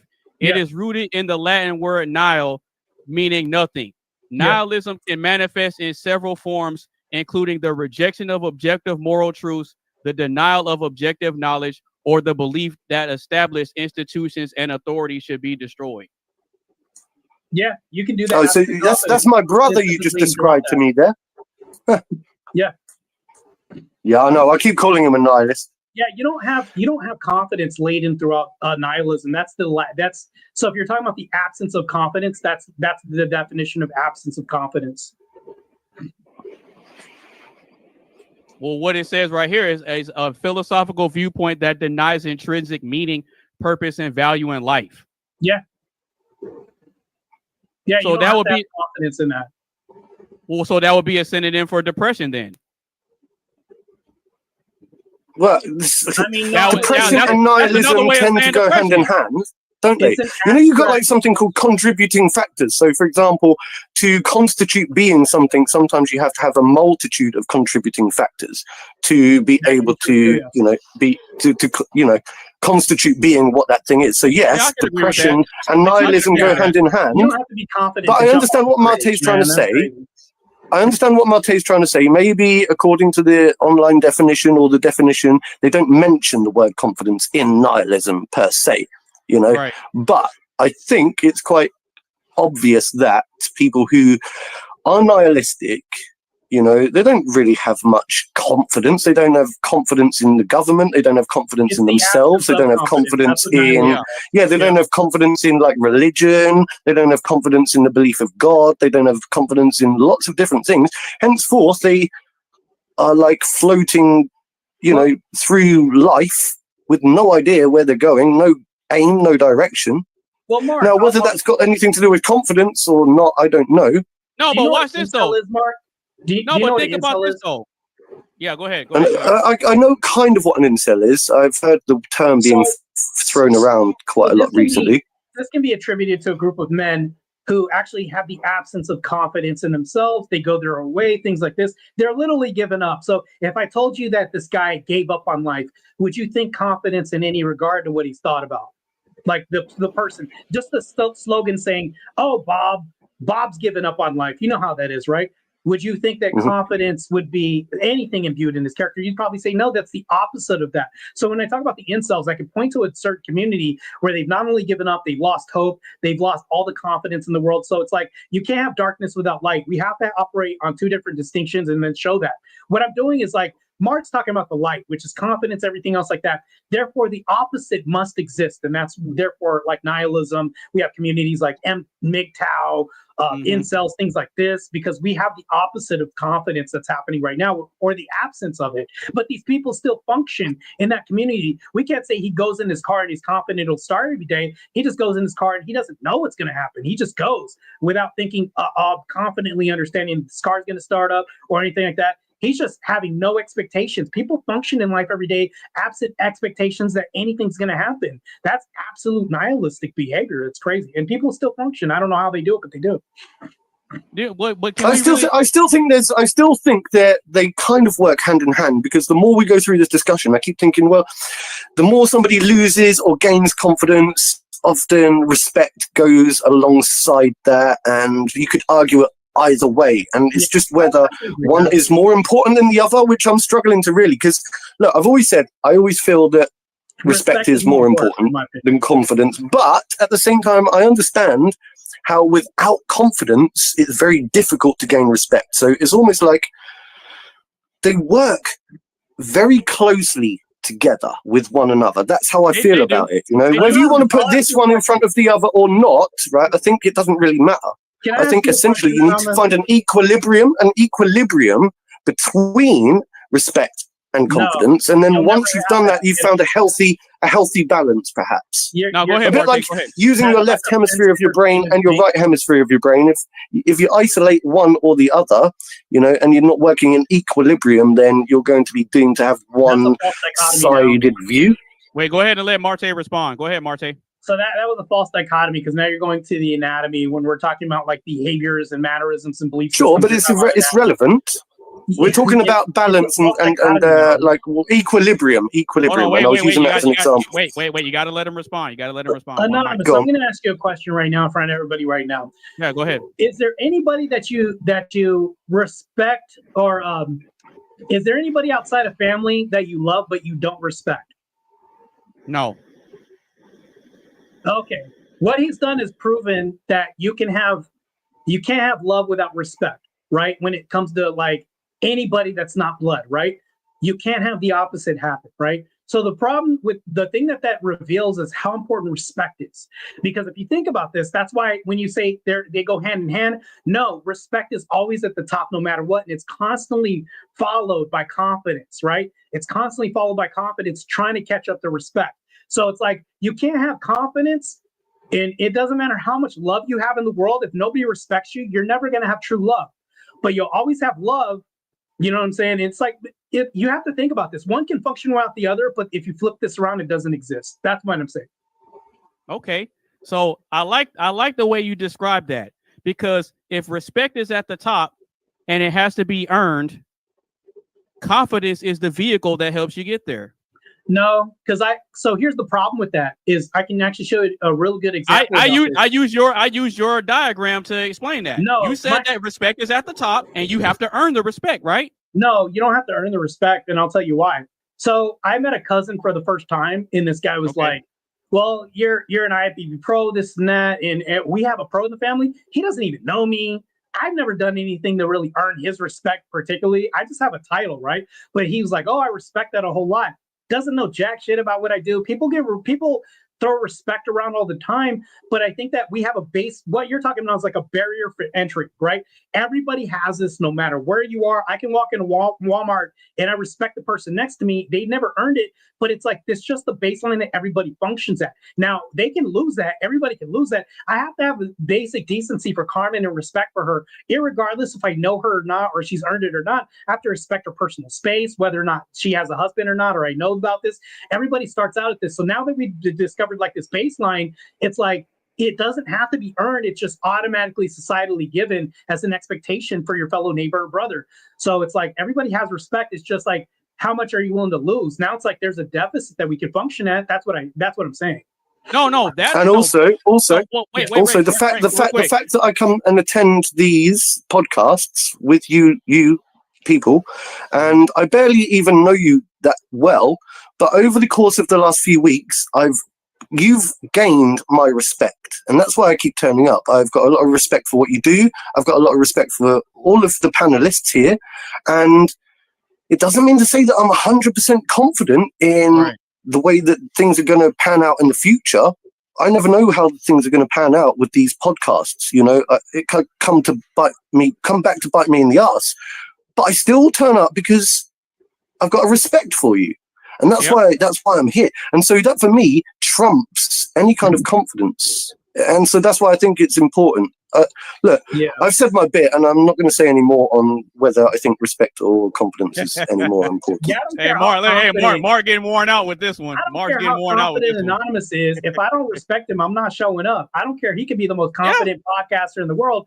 But here's the thing. If the number one thing that's missing is respect, it's like, I'm not going to show up. But here's the thing, though. If I respect him, I don't care how confident he is. I'm going to show up. You see how that distinction is laid out? That's what I'm saying. Yeah, but here's the thing, though. Yeah, no. Both of those statements that you said are absolutely correct. They're absolutely correct. Can't argue that. But here's the thing, though. So when it comes to respect, there's a baseline respect that all humans have for one another. But then there's underlying layers of respect that can go in different areas. You see what I'm saying? So I have a lot of respect for you because of what you've been able to accomplish through your bodybuilding journey. You see what I'm saying? Because a lot of people don't have the confidence to stick to the plan, whether it works or not. Huh? You say what? That's Photoshop. What are you talking about? No. That's AI, bro. Stop the cap. No, because think about this. You got to really think about this. In order for you to even step foot in the gym, you have to have at least a little bit of confidence. That's why the Bible says you need the faith of a mustard seed. Okay? You had a little bit of faith and you tried it anyway. Belief and confidence can be two different things. No, you're absolutely right. Real, no, you're right. You're absolutely right. Different thing, yeah. Yep. You're absolutely right. You are absolutely right in that.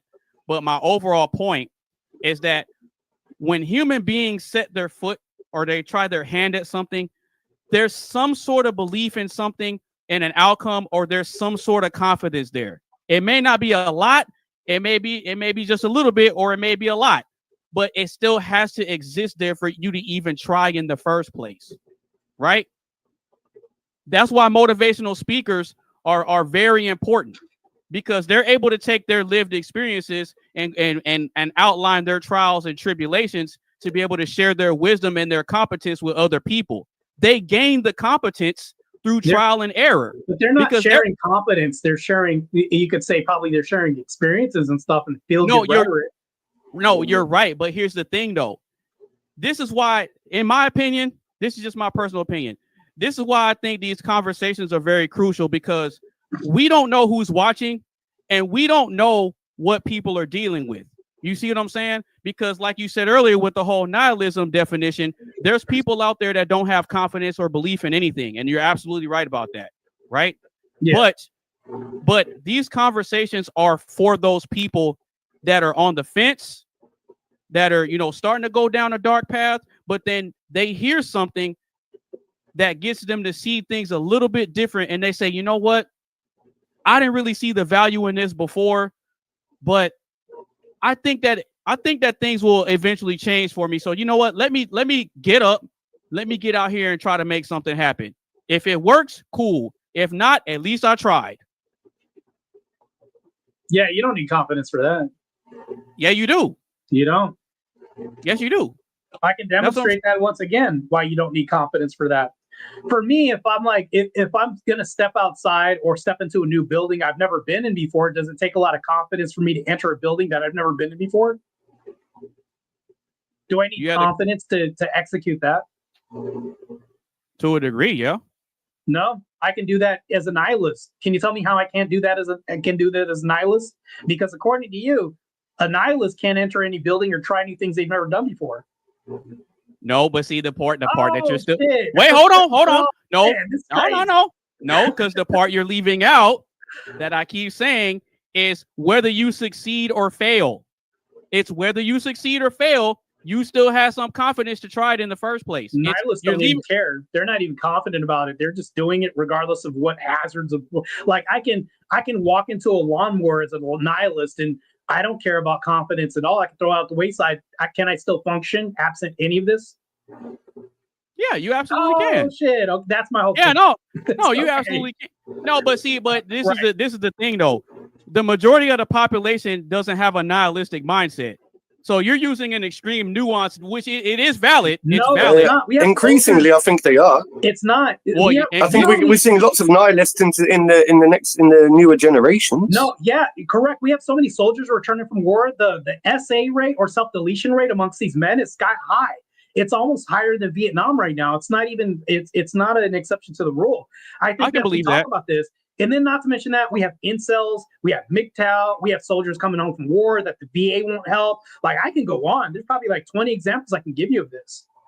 Yeah, but here's the thing though. You're absolutely right with that. You and Mark are absolutely right with that. As far as like the self-deletion rate is concerned, but you got to think about something. Those soldiers that are coming back, they have competence. They have competence because they went through the trials and error to get it. And they have respect from their peers, right? And they have respect from their family members because of what their sacrifices are. And they can function without confidence.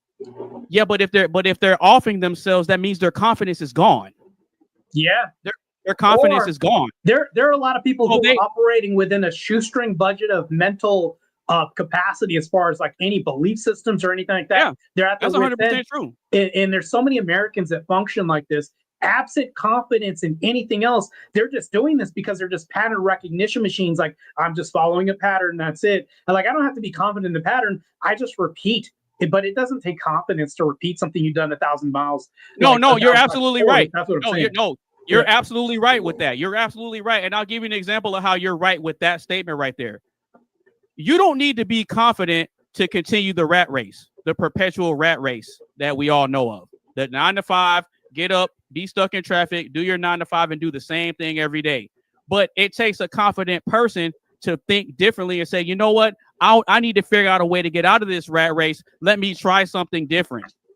But a counter argument to that would be you don't need to be respected in life to be able to live a life either. You know, there are a lot of people out there that are disrespected, but they still get through life. Yeah, but nobody's objecting you're right. though. Nobody's objecting that, Mark. Like, that wasn't the objection. No. Right?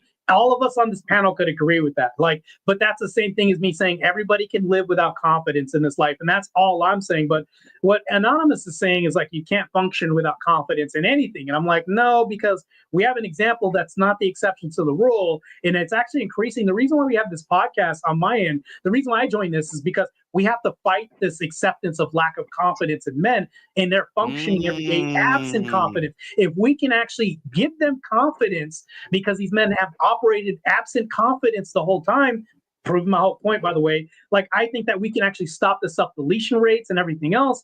But I believe that the crux of the argument here is that we have to develop some type of competency in men, meaning like fathers being at home, things like this, women not running them out, increasing the divorce rate, all this. But anyways, yeah, we're so bogged down on this subject. Yeah, we can move on.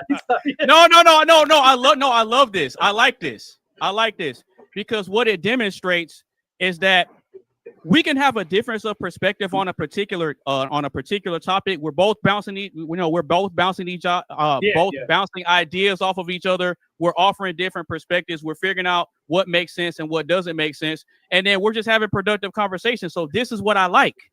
I don't expect people to always agree with me, and I don't always expect to agree with other people. That's the beauty of it. You see what I'm saying? But I have the confidence. Watch this though. I have the confidence that we're going to get somewhere with having these conversations. And that's why I respect you, my friend. But you can operate without it too. So no, you're right. Life cuts both ways. You're absolutely right with that. But here's the thing. You have to have the confidence to try something, whether you succeed or fail. It's all in your mindset. You don't like you said. Or you can have and we all have the confidence to voice our opinions. And that's true. Right. That's true too. That's why we are here. We are confident enough to come here and have this debate. And you can do that without confidence too. Which in return makes us all respected. And you can do that without confidence or respect. Yeah, you can do this without any of those things too, just the same. Yeah. Yeah, but you know what though? No, you're absolutely right. But see, I think what separates the regular people from the achievers is that whole mindset thing that I'm talking about. Because like you said, I agree with that. Yeah. You like you said, you could just be one of those people that just goes to the gym and just does whatever. They go through it's called going through the motions. They just go through the motions and they're like, oh, check this off the list for the day. Let me go ahead and go home. Ain't no confidence. I just checked the box. Right. Home. Right. And then you got these people that make no gains, no progress, or anything like that. They're not confident in what they do because there's no innovation there. But anyways, yeah. Right. Exactly. I think we're both right to some degree. That's what I'm saying. Mm-hmm. But there's like overlap that's gonna happen for sure. Well, I guess the part that I'm leaving out, and that's kind of stupid on my part. Hold on. Stupid. I think confidence. Good. Okay. No. I think the stupid thing on my part is I'm leaving out a specific delineation. And so what I'm talking about is you have to have the confidence to try something different to get different results. I think that's really what I'm leaving out, and that's the part I didn't think about. So that's stupid on my part. Stupid. So that makes sense. Well, yeah, because like you guys are saying, you don't have to have confidence. But I don't think anyone's disagreed with that aspect of this debate. I don't think anyone's disagreed with that. Yeah. Yeah, because think about it. in order for people to step outside of their comfort zone, you got to have some sort of confidence, right? You don't always need to. I mean, because you can function without stepping outside your comfort zone. Yeah, but in order to step outside the comfort zone, you need the confidence. You could just stay in the comfort zone. No, that whole somebody on a bridge that's about to end it all is not in their comfort zone, and they don't care about confidence at all. They didn't need that to be on the bridge. Well, in a moment of disaster and distress, you're confident that somebody gonna show up and save you, though. Nah, if these guys are successful, they didn't care about that stuff. Like so that can be true. Yeah. But so far, this was an amazing icebreaker. I want to give a big shout out to the panel. Shout out to Carmen. Big shout out to Marte and Mark. Hey, I'm loving this conversation. I got to give a big shout out to the panel, man. This was an amazing icebreaker question. So we're going to go ahead and continue the show. If you're just now tuning in, make sure you give the video a like. Share with a couple of your friends. Make sure you follow everybody on their social media sites. And if you want to join in on the conversation, the link is in the chat. You can go ahead and click the link if you want to join in on the conversation and get some of this action. All right. So with that being said, we are going to go ahead and continue the show. And we got another video that we're going to react to real quick. I want to get you guys' thoughts on this before I introduce the next question. Oh, wait. Oh, look at me clicking the wrong thing again. Stupid. All right. Because if a man comes along, and this is terrifying to me too, I'm not even going to lie. If I met a man today that was very patient, that he was loving, he was genuinely kind, he was soft in his words with me, he didn't look down to me from my circumstance, he didn't expect me to explain my existence constantly, like the woman said, what you've been through. If it gets out to the room that everybody thinks that it's an interview now, they have the right to question you. If he didn't treat you that way and he was behind you in your corner the way a woman would be, but with the solutions of a man, I would be scared of that man. I would be very scared of him, because that man will expect more of you.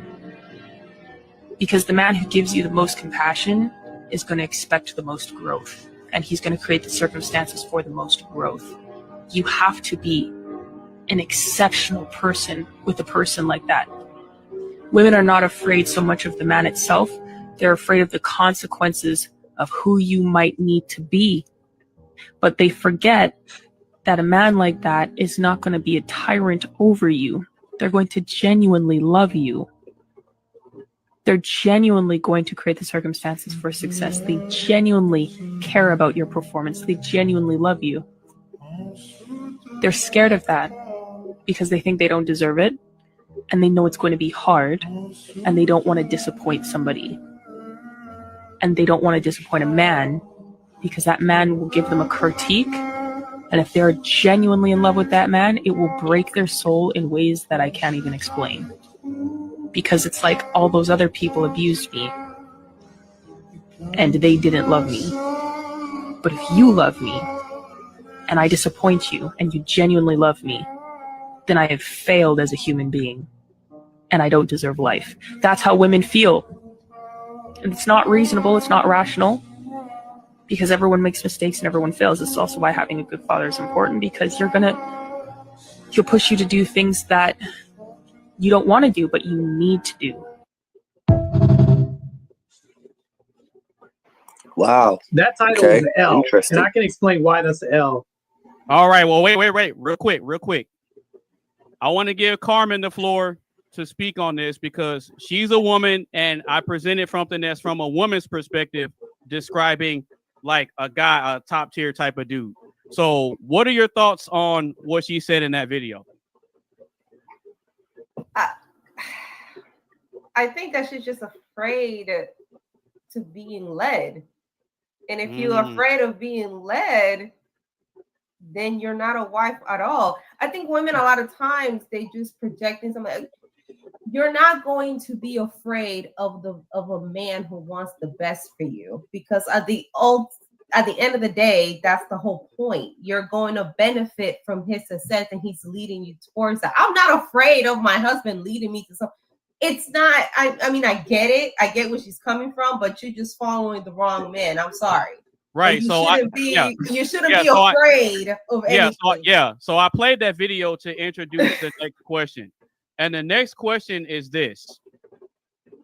Are most men seen as predators or protectors? That's the question. I got to address the prompt, which was stupid. Not your prompt, AB. Oh, you're talking about hers. Hers was the dumbest thing of all. Being called a real man by women in 2025 is an insult. How am I wrong? How am I wrong? Just tell me.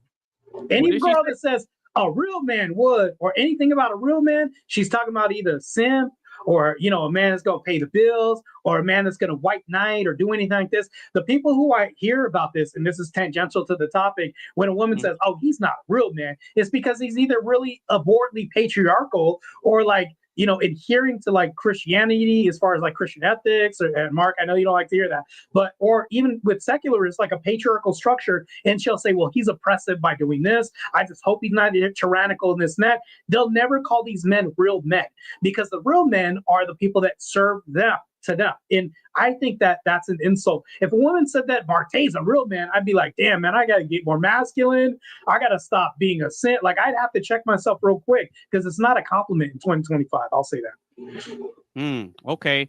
So, and I'm with you on the I'm with you on the whole real man thing, because most of the time when I hear somebody lead with a real man, they're going to lead with a bunch of nonsense and things that benefit them. Yeah. But addressing what she said, though, what did she say that was incorrect in your opinion? It's weird because we're listening to an anecdote from a person, and it's like, if we're going to make societal prescriptions, I understand like her lived experience. That's why this is tough to even address, because it's I was thinking that. Yeah, it's like if we were talking about Carmen, it's like we're talking about Carmen's issue to talk to all women about these issues. And that's why it's tough, because we're using an anecdote to formulate some prescription for everything else.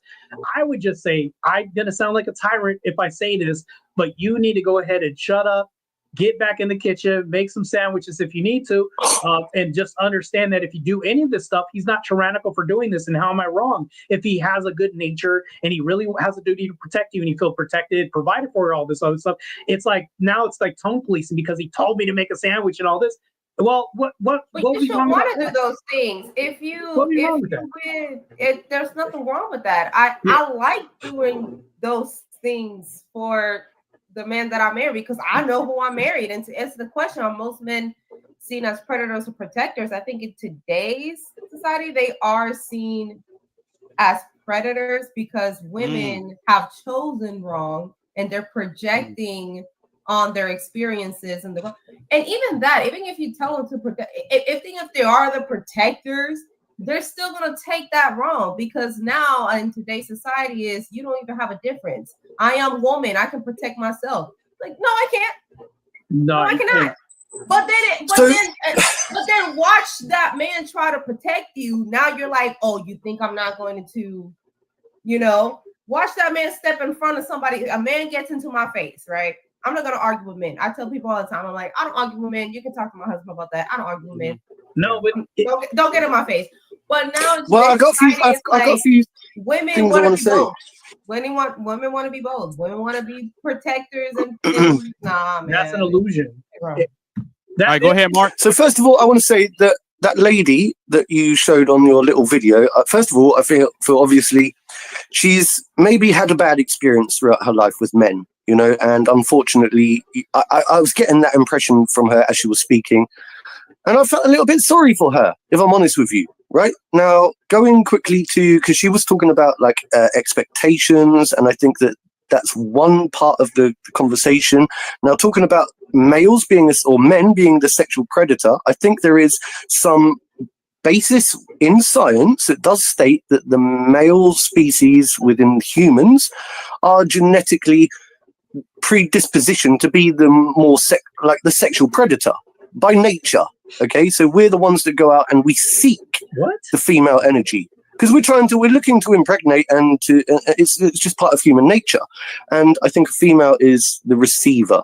But at the same time, in today's modern era, what I think makes a real man is somebody who's able to suppress their sexual urges, because otherwise every man will be going around just raping women, and that's not what makes a real man in today's society. Do you know what I mean? So to be a man, I think you have to have a form of restraint, and you have to have a form of protectionism over your woman. And I think that's, so I'm trying to piece it all together here. All right, go ahead, Marte. I know you're chomping at the bit, bro. This is crazy, man. This is crazy. Chomping at the bit. I can tell. Well, the problem with this is we have force doctrine, and obviously one of my best friends has invented this theory called force doctrine. He talks about, I know you know what I'm talking about, and it's like when he talks about this, how is he wrong about this? So that's why it's very illusory when we talk about egalitarianism, where women having the same thing. The reason why it's illusory is because even if Carmen says, my man doesn't protect me, I don't feel safe, so I have to protect myself, all this other stuff, it doesn't really matter because she's protected regardless. And the reason why I'll say this is because one of the comments that women make all the time is they'll say, well, and you've even heard this too, Mark, and maybe not Mark, but AB, you've heard this, Anonymous. Women will say, protect us from what? Other men. And they'll laugh about this. And I'll say, no, actually, we're protecting you from weather. We're protecting you from yourselves and your own actions. We're protecting you through feeding you, through produce. The infrastructure's running, humming at night. Police services are now running because javelina might be in the road if you live in Arizona. We're protecting you from animals. All that, like, I can probably name 50 other different things we're protecting women from just this because of masculine innovation. So it's like, even when you don't think you're protecting yourself, we're protecting you because men design guns, and we need to actually make sure that they're still running and functioning and produce weapons that you need to protect yourself. So you have to even appeal for men, because women, actually, rights don't even exist for women because they can't defend their own rights, and they have to be at the behest of men to defend them for them, because absent men, women actually don't even have rights. Carmen, what are your thoughts on that? I mean, he's right. We wouldn't be, the world was built by men. And I think that's a hard pill to swallow for a lot of women, because they want to feel all independent and everything. And yes, we have been giving a lot of rights, but the only reasons why they're giving us that right is because men allowed it. It wouldn't be, it's not the men who built this planet. I don't really see any female construction workers. I mean, look at a construction site. What are the most people? Because there's female constructions, yeah, but they're usually holding the stop sign, telling you to slow down. The people that I see building shit is the men. And even then, they're not rights; they're entitlements. That's it. All they are is just entitlements. Yeah. Absent duties. In the oil rigs, anything that makes the world go around is built by men. I don't think women should even. That's not even our natural nature. Our natural nature is not to. I don't want to be fucking working. I sure the hell don't. If it was up to me, I would stay home all damn day. Taking care of my household, making sure it's peaceful, making sure my hubby is fine, making sure my future babies, when I choose to have them, it's when we choose to have them, when it happens. So you wish the suffragette movement that's my never occurred. Right. I mean, that's what I'm saying. I don't know at what point of society that women became so damn masculine. Who the hell started that? So no, that's unnatural. Well, it's not natural. One of my best friends, her name's Rachel Wilson. I don't know if you know her or not, but she had a book called Cult Feminism. And here's the thing, though, is that, Mark, you bring up the suffragettes. Did you know that only 6% of women wanted to vote at the time? And the reason why women wanted to vote is because rich industrialists got into their pocket, started funding all this. And it's like we had NGOs, all this other stuff funding this. So it's actually men that got involved because they just wanted to seek election. And all this. That doesn't surprise me at all. Doesn't surprise me at all. And your 6% statistic is probably that doesn't surprise me at all, because from what I've heard is that the majority of women didn't want to have to go to work. They didn't want to have to pay taxes. They wanted to be at home doing, living the life that Carmen just described. Yeah. Looking after their man, cooking, cleaning. One of the reasons why is because if you had to vote, You then had to enlist for special services like the fire department, volunteer services. You had to enlist for war. There was a lot of duties that came with this. And all of a sudden, that's the problem with this whole repeal the 19th, is because if women are going to vote, they're going to send men to vote on their behalf in wars that they'll never fight in. How is that fair for anybody? So it's like you want to make these decisions. That's why I think when the household, I want to tie this into still masculinity and not run too far. We have to have nuclear families and actually incentivize marriages again in America. Like, let's say Anonymous Base gets married to, and I know he probably going to get some fine ass shorty out there, some woman, right? Because he knows how to speak Spanish and he got these skills and he got a podcast, right? And he's going to the gym. He got all these skills and everything. And the government one day could say, you know, we're going to incentivize him to have a family because he's got stake in the game. He's not only got a family, but also he's enlisted in the services. He's producing whatever it is, product he is to the community, but he's also regenerating this family because we have a plummeting birth rate. I think that if we can incentivize these people, these masculine patriarchal structures, we'll have that society, a society of men that can then have a populace that we can be proud of. But now, since we're having women vote, like I said, if you take all the men off the board, the whole voting booth, as far as America, would totally be blue. We already know how women vote, but they're not incentivized. I mean, to stay home with a man or anything like that. We need to bring back incentivization. I've got a question. Yeah, I've got a question. Because, right, before we came into this podcast, right, I was trying to think of a few different examples. And look, I really don't want to try and weave or go off on a different tangent here. But this is kind of important and relevant because there are different faiths and different ways of seeing the female role in society. Right now, your Christian beliefs, I would say, are pretty standard, you know, for the fact that I live in a Christian society. But then there are other religions out there, such as, and I don't want to come across as like Islamophobic for the sake of this, but when we think of other religions, such as Islamism, they've got a completely different structure to the way that they view women. Right, and they see women as lesser, don't they? So they will get them to, you know, do things like genital mutilation, cover their bodies, so on and so forth. And it gets to the stage where I start asking myself, look, they've got a very, very strong belief system in what they believe to be the male role and the female role. But the Western societies completely do not agree with Islamism and the way that they treat women. That's because it's strange. Eh? The reason why is because it's incompatible. If you have Christian societies go into other nations, they don't martyr the people that are in those nations. They actually adopt the strong policies as far as their nation. They'll respect their laws, rights, and things like that. You don't see any civilization where Christians are beheading people or stoning anybody else. But if you flip that in reverse, Muslims or Islam will come into our country and say, you need to change for us. We're not going to acclimate for you. Sure. And to me, that's because I don't want to make this too much about Islam versus Christianity, but the whole point I brought this into the conversation is because I realized that different religions or different beliefs in general, whether it's religious or not, do have a different set of moral standards when it comes to the male role and the female role. And it's very difficult, isn't it? Because they would argue all day long that their views of masculinity and femininity is the way forward.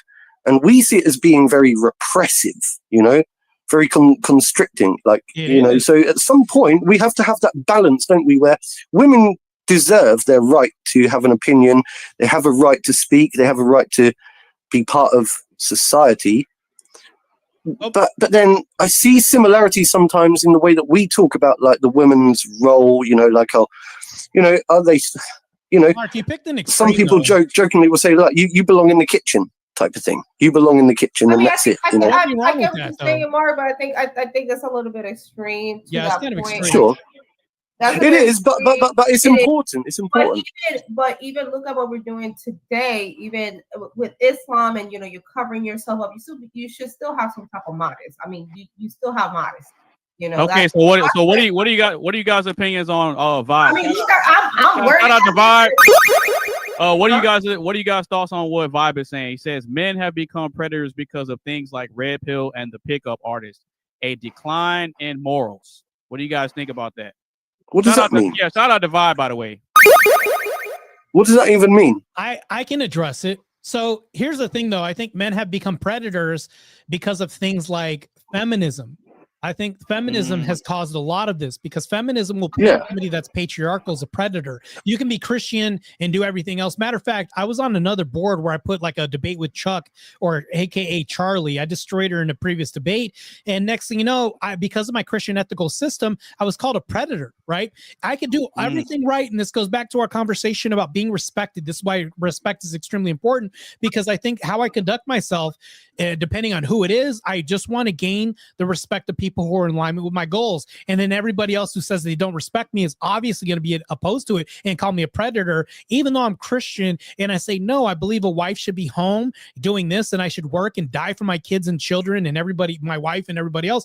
I'm going to be called a predator because I'm authoritarian to somebody out there with my Christian nationalism. And then furthermore, back to the pickup artists and everything else in the red pill, I don't actually think it's that. What I do think it is, men have become feminized in these communities, and there's been a schism of red pill, meaning like red pill's a descriptor, right? I think that there's overlap where Christians can adopt descriptors from red pill. I think even Andrew Wilson said that this is good. I think that there should be warnings. If a woman's body count is too high and she's sleeping around, red pills and Christians could agree on that. I think that even Anonymous Space can agree with that. Now, where it goes wrong is that red pill has adopted some feminist qualities, meaning like if I sleep around with different people, which is what feminism says, liberty, free the nipple, all this other stuff, then that's bad, but that's attributed to feminine qualities of people being raised by single moms. Now, back into the morals, I agree with you on this, but that follows suit with pickup artistry and red pill being an overcorrection into feminism. I agree. And I think the blue pill is actually the culprit. The blue pill is the thing that's encouraging sexual promiscuity. Honestly, like it's all liberal, left-leaning, this whole idea of liberalism, allow people to be free and express themselves sexually. To be honest, I think we do need to have very strict rules in place. And if that means red pilling people, I think that's going to save people from what we're trying to describe. I mean, I don't even think there's such a. I mean, red pill is just telling the truth. What, being right wing? Like having right wing talking points. Well, no. That's not what it is. What red pill actually is, it's actually a reference to the movie The Matrix. The Matrix. Yeah, right. That's really what it's. The truth will set you free. So if you take the red pill, you'll become aware of the realities of what's going on around you, or you can take the blue pill and just continue to be oblivious to what's going on around you. That's really what it on a baseline level. That's what the reference is referring to. Yeah. Okay. Fine. Well, I still stand by what I said, because I kind of like see the red pill and the blue pill in the Matrix as depicting a little bit of right wing and left wing politics. Actually, to be honest, the red pill and the blue pill.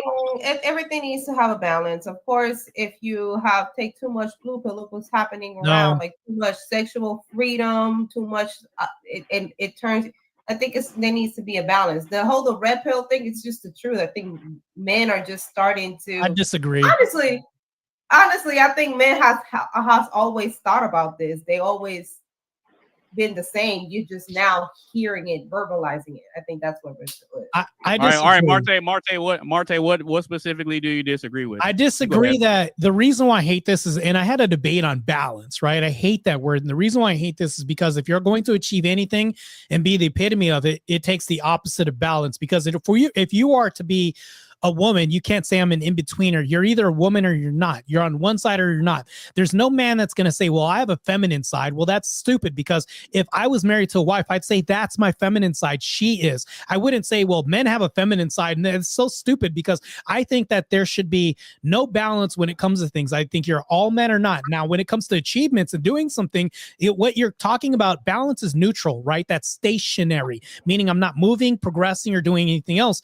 To me, it's like there's no progression and balance. But if I'm going to achieve something like get a degree, beat a world record, it takes imbalance to do certain things, to achieve things. And for me to be the head of a household, I'm going to constantly have to fight balance from happening, because I have to pay. No, I mean, I don't mean balance in a way that I'm feminine and masculine. I don't mean balance in that way. I mean balance. What I meant was balance is both genders bring something to the table, and if you lean too right to it, you mean opposite? If you lean too right to masculine, then you be a tyrant, because at that point, be like, I'm not allowed to do anything. I don't think there's no such thing as too masculine. There's no such thing as too masculine. Left to it, then That doesn't I'll exist. become a hoe. That's the concept that I mean. I don't mean that in a No. It's I like think me telling you that you're too have feminine. a role, and both genders cannot exist without each other. I disagree because if you were to tell me, if I was to tell you you're acting too feminine for a woman, do you think I'm wrong for that? Do you think that there could be too much femininity in women? No, I don't. Oh, so there's he got somebody else. Hey, So Marte got a point. Too masculine. No, I don't think he's being too masculine. But I do think there's a balance in between. I'm like, okay, I'm not allowed to speak. Like, no, yes, I'm allowed. You're talking about speak. People complimenting each other. That's not balance. What that is us making one. That's why. Well, but hold on. I wouldn't even say complimenting. What we're becoming is one flesh. We're becoming one, but that's not even balanced because we're fighting imbalance the whole time throughout our marriage because I have to be 100% man, but the world wants me to be kind of feminine. You have to fight being 100% woman to not be 100% women because the world doesn't want you to be 100% woman. They want you to become less of a female and be a boss babe. So you have to fight balance all the time, even within yourself. I think that what we're doing is we're just making a semantics argument. And I think that we need to have marriages again. And that's what this whole conversation is. To being masculine means to be 100% masculine. And I could say, oh, there's an overcorrection of masculinity, which doesn't exist. That's where this whole idea of toxic masculinity came from, because that's patriarchy. They're just against patriarchy. But can I just say something? I do think that I agree with what Carmen was saying a little bit, because with the whole balance thing, to a degree, for the sake of this, right? I used to be very liberal thinking. I mean, I still probably am the most liberal person here on the panel, but I used to be a lot more liberal than I am today. And the reason I moved away from left-wing ideology and moved over to the right is because I could see that they were becoming very extreme. And I realized that if everybody keeps going down that route, then we're going to become very unbalanced. Now, there are a lot of left-wing policies that I agree with, and there are a lot of right-wing policies that I agree with. And when I see that becoming too one-sided, then I say, hang on a sec, this is becoming toxic and bad, and we need to all shift over to the right now so that we can balance things out. Do you know what I mean? So there is a bit of a harmony that we need to try to find, I think. But symbiosis isn't balance. All that is like if I have a work, right, or a job, and I'm working for an anonymous base and all of us are employees, that could be like symbiosis, and there could be three people, right? But if you were to say we're even because we're missing a fourth person, we don't have balance, but we're working together, you don't even need balance. Okay. This whole balance work can be thrown out. What you're talking about is just symbiosis, like the Christianity, as far as we talk about this Christian ethic, I think that Christian marriages can work with the government in symbiosis because we don't need these state functions, these contracts, right? But we can use the state as an enforcement arm to enforce child support. That's fine. Using the police, we can work in symbiosis of this. But I think that one can function without the other, but that wouldn't even be balanced. This is just symbiosis or people working in harmony, but I wouldn't say balance. I hate that word, actually. It's just not my favorite. We need each other. I think we need each other. I mean, I can't make myself a wife. Somebody has to pick me who are you protecting then? He picked me to be his wife. Okay, good. I can't marry myself. I need somebody else to marry me. But there's a woman in England that married herself, actually. What the hell? Who are you protecting? How are you protecting her? You don't have nobody else to protect. Like, no. Hey, you got options, Carmen. There was a woman that married herself and then she divorced herself because she cheated on herself with somebody else. This has happened 7 times. Yeah, this happened to 7 different women. Either married an inanimate object, married themselves, married an inanimate object. There was a woman who married a ghost. She literally married a ghost and signed a contract, and they legitimized it. It's crazy. That's so stupid. I mean, that's dumb as fuck. That's not even what I'm arguing. Like, I think you just need both. I mean, even if you were a CEO, even you were a boss, how you were a boss and you don't have no employees? You can be a boss because here's the problem with that. No employees? Yeah. Yes, you can. You can. How? Yeah, I'm actually a CEO and I've got no employees. I kid you not. I'm actually a CEO and I've got no employees. How you can call yourself a CEO and a boss without no employees? I used to have 2 employees. I used to have 2 employees. The same way you could call yourself a leader and not have followers. It's the same concept.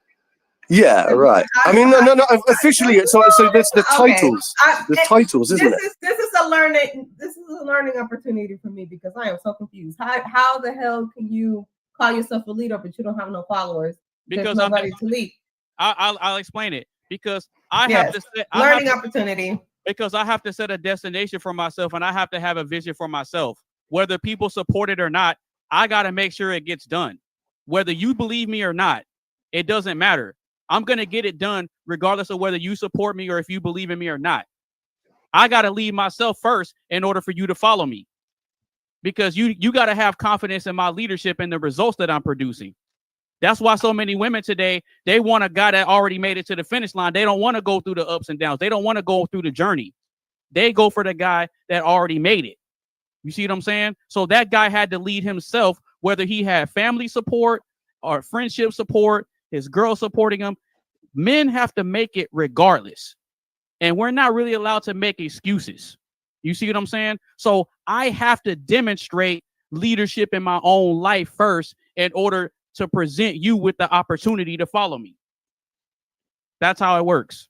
Now, if I'm wrong, I'm open to pushback on that. But from a male perspective, I know that Marte and Mark will probably agree Okay. on probably agree with I that. mean, like I said, it's a learning opportunity. But how is it? Can you be a CEO and a boss without employees? Well, I can explain.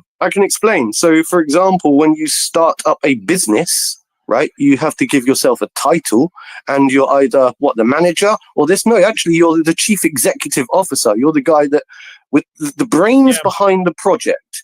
You don't need to have an employee to be a CEO. As long as you've got the goal to grow your business and to try to gain employees as the business grows, then that's all. It's just a title. It's just a title. But I'm literally a CEO, so I don't have any employees at the moment. But I did. But I got rid of them. But I still keep the business running, so I'm still the CEO, whether you like it or not. So that's just the way it is. I got a question. Who is this and where did they put Mark? Because this Mark is too base today. I don't know. Mark, you capping right now, but all of a sudden, where does this come from? Bring this Mark back on the next show because we need to see this guy. I've only had 4 beers to drink today. That's why. Oh, that's that liquid courage. That's that liquid courage. You got that liquid courage today. All right. Normally I have 8. Today I'm on 4.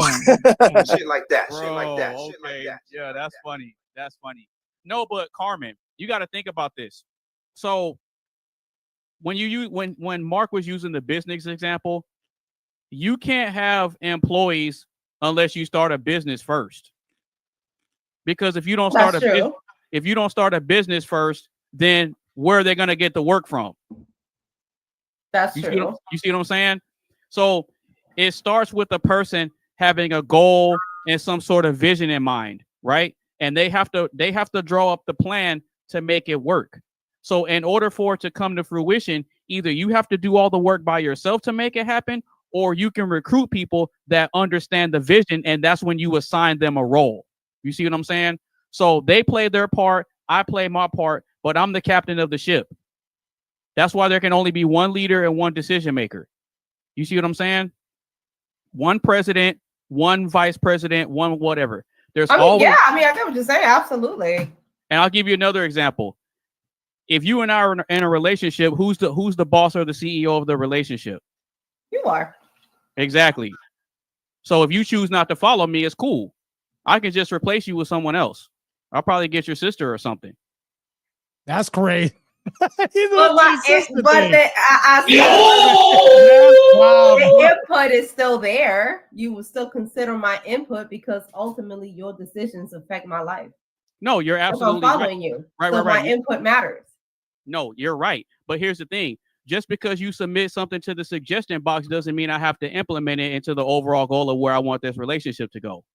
I don't have to. It'll be considered, but just because you submit something in the comment box or in the suggestion box doesn't mean that I have to incorporate that into the overall business structure and, help determine the direction. I'm still going to have a goal of where I'm trying to go, but this is the way it works.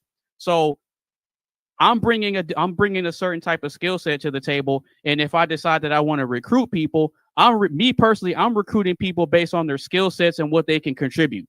You see what I'm saying? So if I'm going to recruit you and your girlfriend, well, I'm monitoring you and I'm paying attention to what you're contributing to the relationship. And those contributions are what determine whether you get promoted to wife or not. You see what I'm saying? That's why there's a lot of women that struggle trying to get elevated, because they're not understanding their position of what they're supposed to contribute to the relationship. Because we'll hear women say all day, these men aren't protecting, these men aren't providing no more. Well, the men, they're still doing it. They're just not doing it for you. But you also have the argument where they will feel like, well, you want wife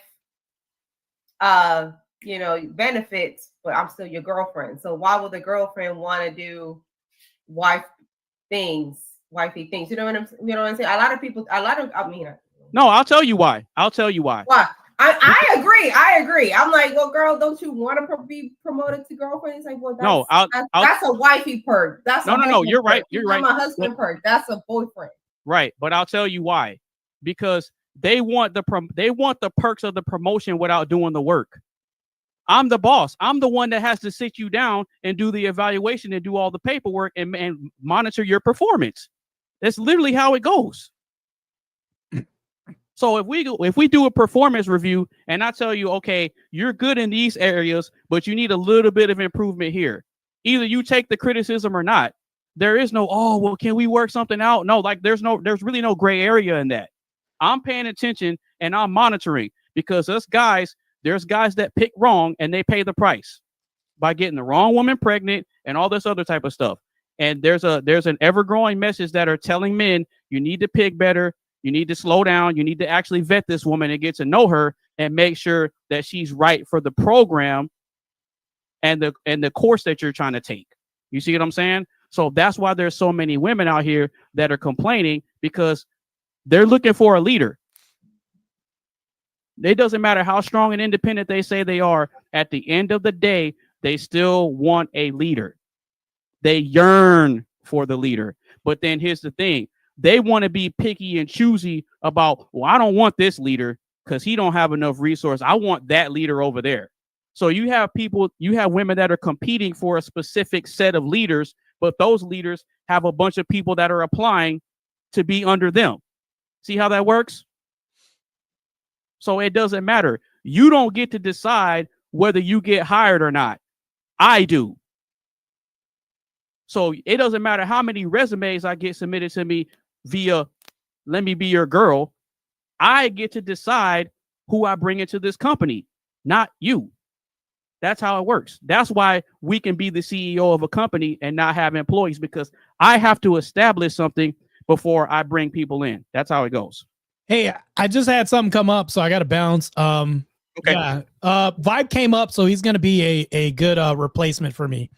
Oh yeah, no, Vibe is cool. Vibe is cool. He's always welcome. You're always welcome here, sir. But yeah, I want to give a big shout out to Marte. I appreciate you for pulling up, bro. I know you got stuff to do. And yeah, we'll see you next week. As a matter of fact, I'm gonna let you know. So my next week's show, I'm actually gonna do it on Saturday. I'm gonna do my next week's show on Saturday, because I'm starting to notice a trend that if the show goes a little long on a Sunday, I know it's cutting it close, because I know people have to get up and go to work. You know, some people got kids. It's a school night. You know, you want to be able to, get prepared for the week ahead. So I'll push it back to give people a lot more room, because I know some people, they go out on Saturday night. Some people stay in. But in the event that the show goes long on a Saturday night, it's not really that big a deal. You see what I'm saying? Because you can just sleep in. You can do whatever you want with your Sunday. So I'm doing it to be courteous to everybody else. You see what I'm saying? Yeah, that'll work. Yeah. So my next week's show is actually going to be Saturday at 4 p.m. What's the topic? It's actually, you know what? I'll show you real quick. I'll make it brief. This is going to be next week's topic. I'm calling it the potluck show. And the reason I call it the potluck show is because next week's show, I want people to submit questions and topics that they want asked on the show. Oh, I got a lot. Right. So you can narrow it down to one question or two, and then I'll incorporate that into the show. I got so two. That way, right. So that way it gives the panelists a chance to offer up input and contribute something that you might be interested in or curious about. So I got two very controversial ones that deal with like relationships and society. Okay. Yeah, the reason I'm calling it the potluck show is because if you think about the concept of a potluck. Everybody brings something to the table, and we all can eat. All right, So, sounds cool. good, man. I I like look forward to it. Okay, but yeah, you take it easy, Mr. Marte, and we will see you when we see you, brother. Got to give a big shout out to you, man. Peace, bro. Sounds good, man. I'll see you guys soon. All right, take it easy, bro. All right. This isn't good for your back. I brought this on myself.